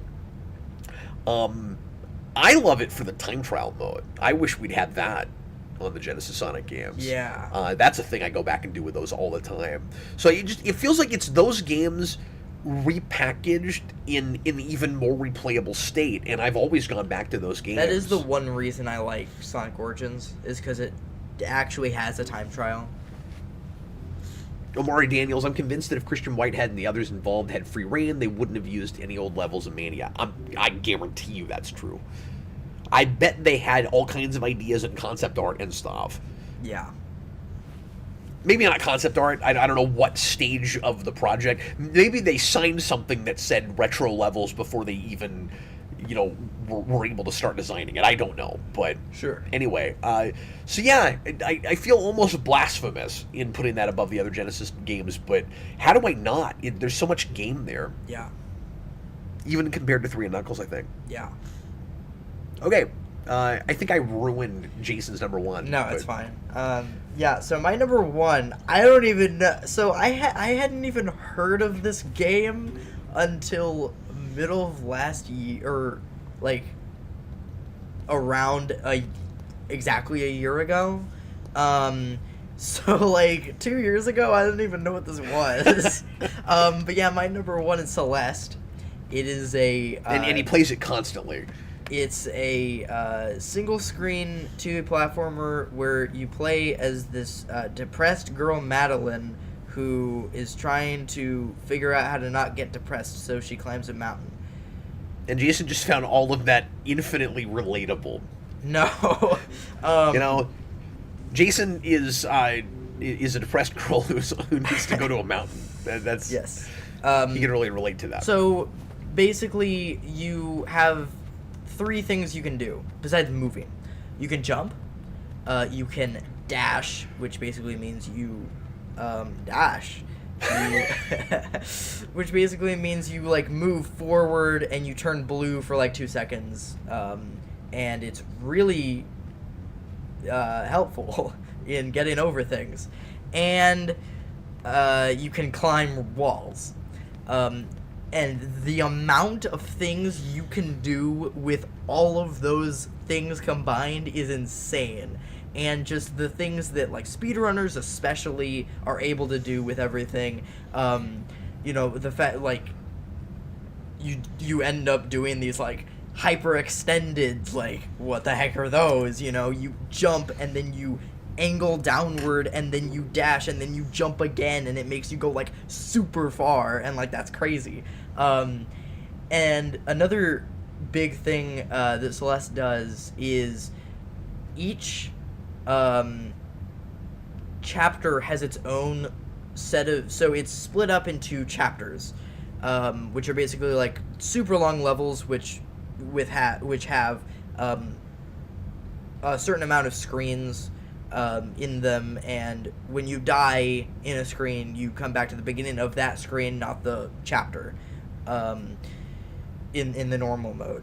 And then so there are 7 chapters in the main game, and the first 6 chapters have their own set of gimmicks, so they each have their own like enemies and things that you can like hang on to, and I think that's really creative and neat, and it also has one of the most creative ways to introduce a boss I've ever seen. I think I've told you about this. In chapter 5, which is my favorite chapter.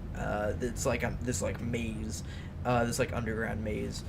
There's this boss that are these like squiddies, that like they can dash themselves, and when they dash, then and when they get to you, they automatically kill you when you touch them. So the way they introduce it is you go to sleep and you become in a dream and you become the boss, and you have to go over to yourself and kill yourself to figure out how the boss moves. And then you have to fight against the boss. You did tell me about that. I forgot about that, though. That's awesome. Yeah, that's pretty cool. That's very inventive. Yeah. So it's a great game, That's and it's just got another- so much replayability. It's another playstyle that's not my thing. Yeah, and it's so fast, and it's really hard, but for some reason I can play it. I don't know why. Yeah, our tastes are just so crazy different. Yeah. So at this point, I'm sure you can guess my number 1. Yeah, but I wasn't expecting it. Really? I knew you really liked it. Yeah. But... So my number 1 is the original Donkey Kong Country. And I know a lot of Donkey Kong Country fans cry foul on like too much love for the first game because of all the ways they feel like the second game improves on it. And No, the third game's the best. And I don't even disagree with it. It's just I'm better at one. I've spent more time with it, and I can't stop playing. I always go back to it. It's not just about level design and play style and the rhythm of levels and all of that. It's also about the look and the sound, and the score for 2 is wonderful. The score for 1 is just quintessential for me. Yeah. And I like both equally. Yeah, and I think I like the feel of the places you go more in 1. But again, I've also just spent so much time with it. Like I worked on trying to get good at speed running it, and I can run it pretty quick. I can't straight up speed run it yet. I don't know if I'll ever really get to that place, just because I don't know. There's some things about what you have to do to speed run that are just not real fun for me. Sure. So I like playing it fast. I don't know if I want to speed run it. I don't know, but I was training on that a few years ago and doing a complete playthrough every day, and I think I probably did it like 15, 20 days in a row at one point, which is pretty fun. But anyway, yeah, it may not even technically be the best, but it's my favorite. Yeah. And it has the opposite thing as Sonic Mania, where Sonic Mania gave me, I feel like, the definitive experience for those games. Donkey Kong Country Returns is wonderful. That's why it's, what was it, 4 or 5 on my, like 4 on my list. But it's a different thing. Yeah. And I like it for that. Yeah. No. So there we go. There are our 10 favorite platformers. Yeah. I think we both had a decent amount of variety in our list. I think we did, especially since we had completely different lists besides Sonic Mania, of all things. I was surprised you only had one Kirby game. I thought there'd be 2. I haven't spent enough time with the franchise, and my other favorite Kirby game, the other Kirby game that I did put on my list, is a remake of that game. So... Well, Ryan Daniels, I think Donkey Kong Country 1 has the best soundtrack. I love Bramble Blast in 2. Me too. But I love more tracks in the first game. I agree. The snow level in 2 is my favorite Donkey Kong track of all time. I mean, that's great, and too. It's my favorite... It is one of my favorite video game tracks of all time. Do you want to run down runners-up real quick? Yeah, let's do that. Let's not talk too much about them. Let's just kind of hit them. Because we're already close to 2 hours, and I don't know how much more show we're going to be able to do. But we'll hit runners-up real quick. Why don't you throw a few out? I'll throw a few out. Okay. So I had Kirby's Dream Land and Kirby's Dream Land 3. You could have put those on your So list. I almost put those on my list. What other non-Kirby things did you have? I had Super Mario Bros. 1. I did too. I had Super Mario World. And I actually did have AVGN Adventures. Okay, so there were runners-up that made my list, but didn't make yours. And I had Sonic 2 and Sonic Colors DS. Yeah, that's a pretty good handheld Sonic game. Yeah. Yep. Yeah, it goes without saying, Mario 3, I didn't write this down, but like Mario 3 would have been a runner-up. Sonic 1 and 2. Yoshi's Island came very close. Really? Yeah. I didn't grow up loving that game. I have developed an affinity for it recently. It's a great game. And I feel like I still haven't spent enough time with it for it to quite crack my list. I feel like you would love Woolly World. Dynamite Heady. Okay. Is a really cool, inventive Genesis platformer. Buster's Hidden Treasure is one of my favorite platformers on the Genesis. Okay. Maui Mallard and Cold Shadow.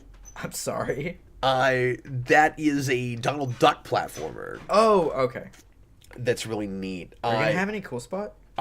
Cool Spot is on here. I grew up loving Gex. Going back to it, it's not as good as I remember it. It's a little redundant. I'm just thinking of Scott the Woz and all his copies of Gex. I wanted to include a Little Big Planet, but once again, I just haven't spent enough time with it. But what I've played of that, 3 specifically. 3 is a really good game. Mickey Mania was a platform I played a lot as a kid. It gets too hard a few levels in. Super Metroid and Mega Man X. But anyway, those are our lists. Yeah. So that was fun. Okay, Jayson, do you want to still do your segment, or do you want to table it? Let's table it. I mean, I don't know. Cause like, or we can go a few minutes late today if you want to. Yeah, cause like I prepped for it this week like a bunch. Oh, okay. And well, you said it won't take very long. Though. Yeah, I don't think it'll take very long. Let's go ahead and do Jason's segment. If you guys, we're not going to have time for a lot of Q&A tonight, but if there's a topic or question that you really want us to tackle, we'll do at least a couple. So throw those out for us. And we'll just do a couple Patreon questions. And then we'll do, my rant tonight is real quick. My rant is also quick. So we may be an extra 20 minutes tonight, but let's go ahead and finish the show. Go ahead, Jason. Yeah. I was actually thinking that my segment was going to be too short today, so I'm actually kind of glad of that this time. Also, I'm wearing the shirt that corresponds to my segment this week. Oh, you're going to talk about Pink Floyd today? Yeah, I'm going to talk about Pink Floyd today. So I've done a lot of music reviews on albums that came out recently, but I haven't done any classic album reviews. That's true. So that's what I'm doing today. Okay, go ahead. I'm going to review the Pink Floyd album Animals from 1977. Okay. It is the one with a pig going across the Battersea Power Station on the cover.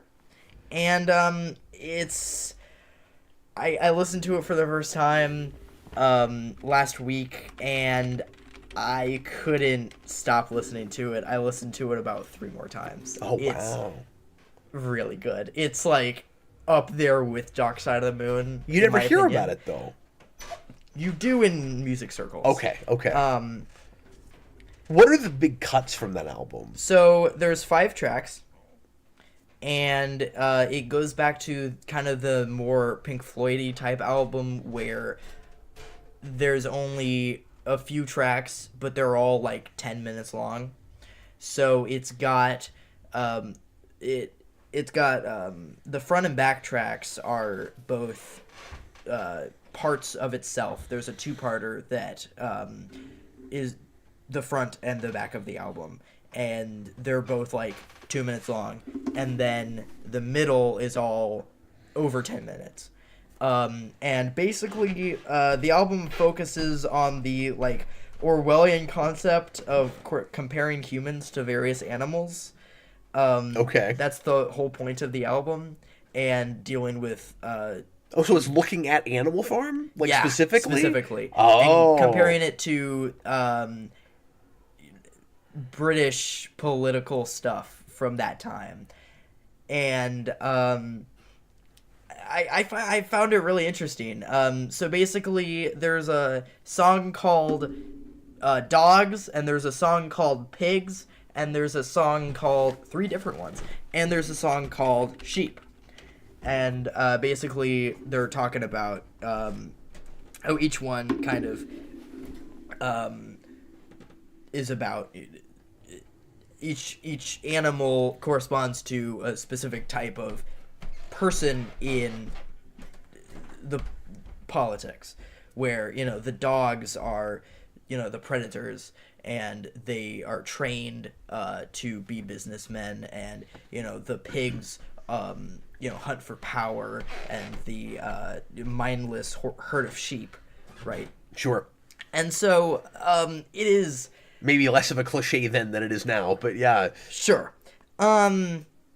It's actually, besides the depressing lyrics, it's really fun to listen to. And it's got, because the big album that I had listened to from This sounds thematically thought-provoking, too. Yeah, the big album that I listened to from Pink Floyd is Dark Side of the Moon. And it has a very different sound to that, actually, so it's hard to compare them. While Dark Side of the Moon sounded otherworldly and more like scientific, I would say this album feels more grounded and city-like. A lot more like one of those guys who were like on the street just kind of like playing. Oh. It feels a lot more like that. I love the choices in instrumentation throughout this album. It has huge. It has a bunch of acoustic guitar and electric keyboard throughout the whole thing, and it brings a nice like blend of like folk and jazz into it, and it just all works together really well. I think.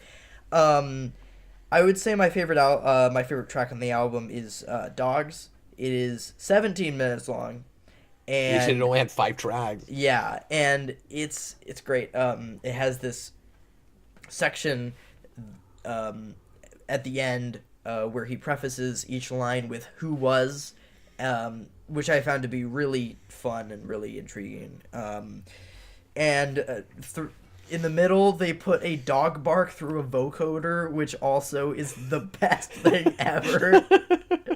And I will say the animal sounds throughout pigs and sheep are kind of annoying.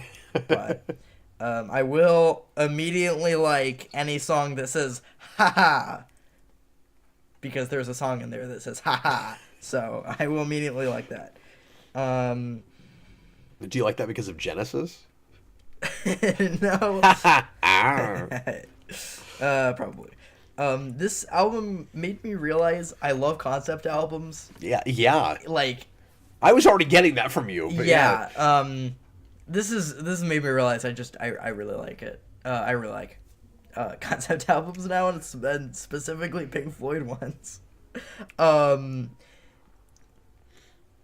Yeah, basically it the bookended track, which is called "Pigs on the Wing," and it's just acoustic guitar, and it's very, I don't know, it has this like happy aura to it, but also like it's just acoustic guitar, so it's also kind of has this like kind of dark aura about it.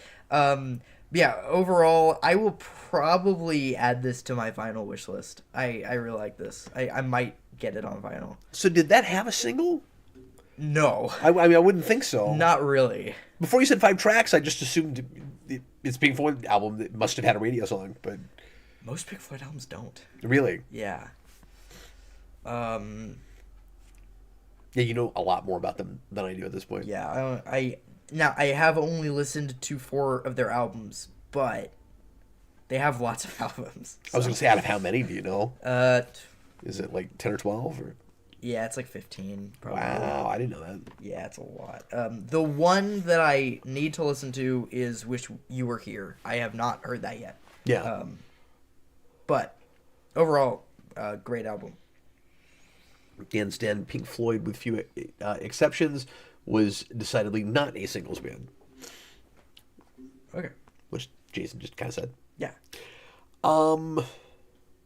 Okay. That was a great review, Jayson.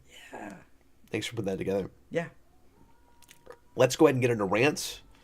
And yes. Would you like to go first or second? I can go first so that you can yell at the moon. And then we can be done. Okay. I'm excited to hear Jayson's rant. So my rant... So are you not going to yell at the moon? No. Are you not going to yell at the dark side of the moon? I'm probably going to talk. Oh, okay, sure. Let's hear Jayson talk. Go ahead. So, I was... Yeah, I can do that real quick. You want to knock that out real fast? This is from the Amalgamation. Sorry for interrupting you with that. I just realized, oh, wait. Yeah. We did have one more from last month, and yeah. we're getting into February. So this is from the Amalgamation. Yeah. And he asks, I know you're too busy at the moment, but later, do you think DJ would be up for a new short season of Marvel Mania? Say 5 movies he'd actually want to talk about, and how about yourself?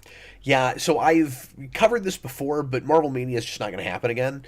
And I would love to get DJ back for something. It's been a long time since he's been on the channel. He and I have actually been talking lately about doing something, and we don't have schedules that match up super well, is part of it. Like, I don't have a lot of evenings where I can do anything before 9 or 10, you know, and he has to get up in the morning. So, apologies that we haven't seen him on the channel in a while. In case you're wondering, he and I still talk, like, we're friends. We just haven't been able to do anything together, but I want to do more movie stuff with him. That's kind of more not superhero movie stuff. It's kind of where he lives these days. He's such a movie collector. He's gonna be a lot more interested in talking either about movie collecting or to do a commentary on some other cool like movie thing we don't usually talk about. Yeah. But the other reason Marvel Mania is not going to, because I mean, if he didn't want to do it, I could go to a different co-host. It's not just about there are too many not good Marvel movies now. It doesn't make sense to do Marvel Mania when you're doing the Superhero Rewind Commentary Project. Yeah. When we were doing that show, I was doing either scripted or off-the-cuff reviews of superhero movies. I'm now doing commentaries on every single one of them. So there's no reason to double or triple up on all of those movies. Mm-hmm. And if there was one he really wanted to come in for the rewind, he would be perfectly welcome. But we're not going to do Marvel Mania anymore. We've had other ideas for Manias. We tried a video game one. There wasn't a ton of interest in it. It was hard to prioritize it over other things. And the Mania concept is just kind of a little like doesn't make as much sense as it used to now, just because we're so commentary focused at this point. Yeah. So maybe someday we'll either bring back video game movie Mania or do another kind. I mean, the thing I'm doing with 89 is basically a Mania. So I've got that, but maybe we'll do some other one, if not the video game thing down the road, but not Marvel. We're done with that. All of those will get commentaries eventually. Yeah. So I know that's bad news for some folks that really missed that, but it just doesn't make sense to do anymore. Okay, Jayson, what's your rant? So I was researching Pink Floyd because of this review, And I was looking through Wikipedia. And I was looking at their live albums because I wanted to see, you know, what... Because they have a few of those. So I looked at one of the live albums, and I looked at the track listing. And what I really liked about that page was that it told me what album each song was from. So I could know, you know, oh, this is from one of their earlier albums or whatever. Well, I look at one of the other ones, and it doesn't do that. And it made me think, why isn't Wikipedia consistent about anything? Wikipedia is like the least consistent website, and I get that there are so many different editors, but here's the thing, okay?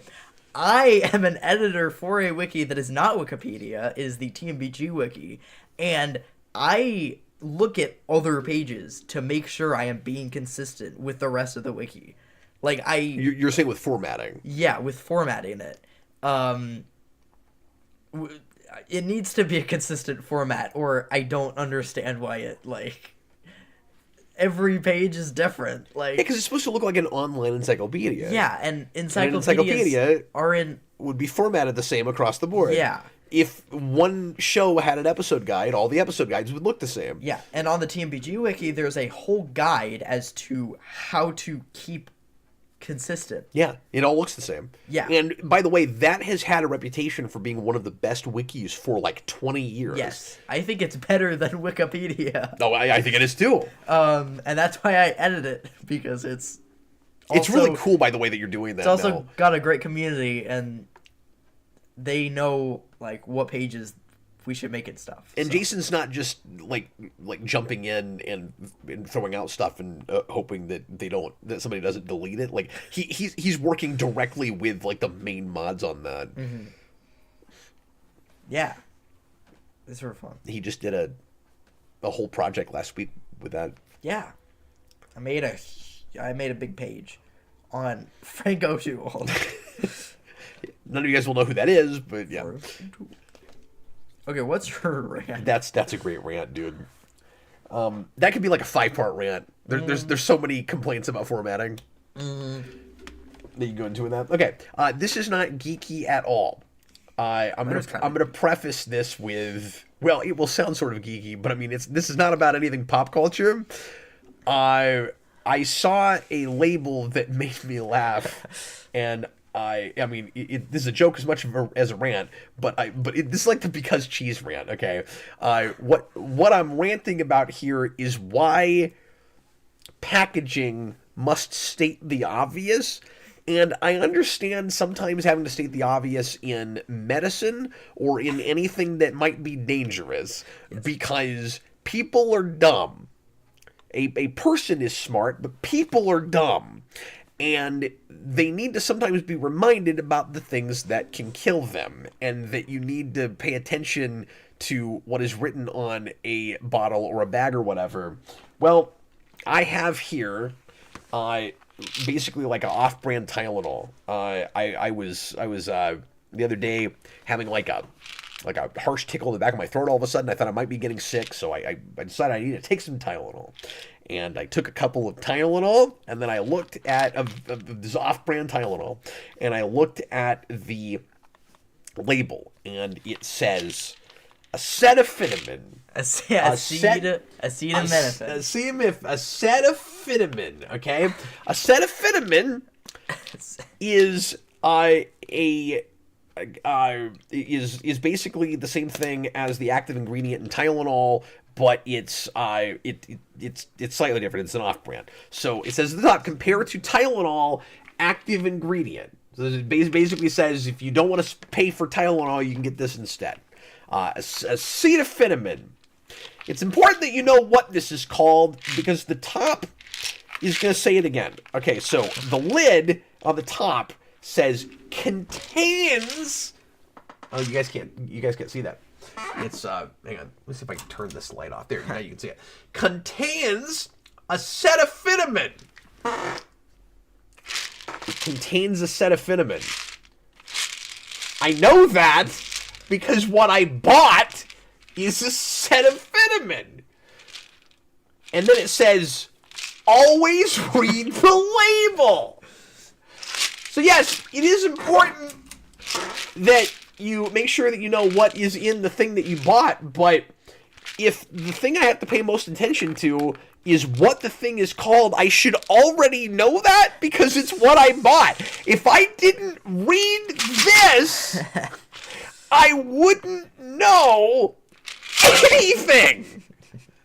Like, why would I buy this if I didn't know it had a set of Fitterman in it? Yeah, but you don't get it. You need to read the label. That's what I'm buying. So if I needed this cap,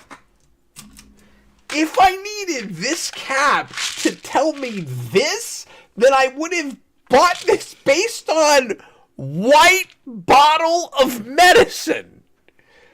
And that would have been like why I bought it. Why does it say that? It's like those YouTube channels that go like, don't read my profile picture, don't read my username, and then you go to the like, don't read my description, and then don't read my top video, and then it goes into, and then it's just like a Rickroll or something. It's like, why are you going through all these circles? What I imagine happened here is some kind of really stupid legal gobbledygook that requires them to embarrass themselves by writing the name of the thing you're buying as a warning on the top. Yeah. It would be like if you bought... Because you know how there's labels on cigarettes that basically say, just so you know, cigarettes can kill people? It would be like instead of saying that, that's not what it actually says, but it basically says that. It's like saying, this is a cigarette. It'd be like if you bought a pack of cigarettes that on a different part of the package said, this is a cigarette. Always read the label. I love this bottle. This is the new Because Cheese. When we run out of this, I'm putting this somewhere. It's wonderful. This acetaminophen contains, wait for it, acetaminophen. Be like if I was like, hi everybody, this is a live stream with Captain Logan. It contains Captain Logan. Read the title. There it is. Read the title. Read the title. Always read the title. Always read the title. Folks, thanks for watching. I know this isn't a lot of people's favorite topic, but Jason's been wanting to talk about this for a long time, and it was fun taking our time with it and going through our favorite 2D platformers. We'll be back to probably regular news stuff next week. We'll see what happens in the world. Jason and I, and at least Robert, if nobody else, will be joining you Monday night to discuss, and I've not seen it yet, of course, out tomorrow, I guess. We'll be going over the weekend. Captain America Brave New World. We'll be reviewing that on Monday. And we'll see if it is true that the quality of that movie is somewhere between Shang-Chi and Guardians of the Galaxy 2. I mean, I'm sure it'll be somewhere. Somewhere in there. It'll definitely be somewhere between Thor: The Dark World and Civil War, probably. We're having a lighter week this week. We'll be returning with the Superhero and Commentary Project next Friday with the Toxic Avenger. This Friday we'll be taking off because of Valentine's Day and Austin being out of town. So I'm going to spend the evening with my wife. And tomorrow night I will do a stream for the new port of Donkey Kong Country Returns, as aforementioned, on the number 4 spot on my list. Yes. And thanks for watching. Thanks for hanging out with me, Jason. Maybe I shouldn't have worn the shirt, because it's probably the shirt I'll want to wear tomorrow. Oh, it literally told me what your number 1 is. Yeah, I know. That's why I wore it. And this told you what my segment was going to be. So. That's true. Well, anyway, thanks for watching, everybody. We'll see you again next time. I was Captain Logan. And I was Jason. Bye, everybody. I want to take you for a ride. I want to take you for a ride. We had a show with no gong.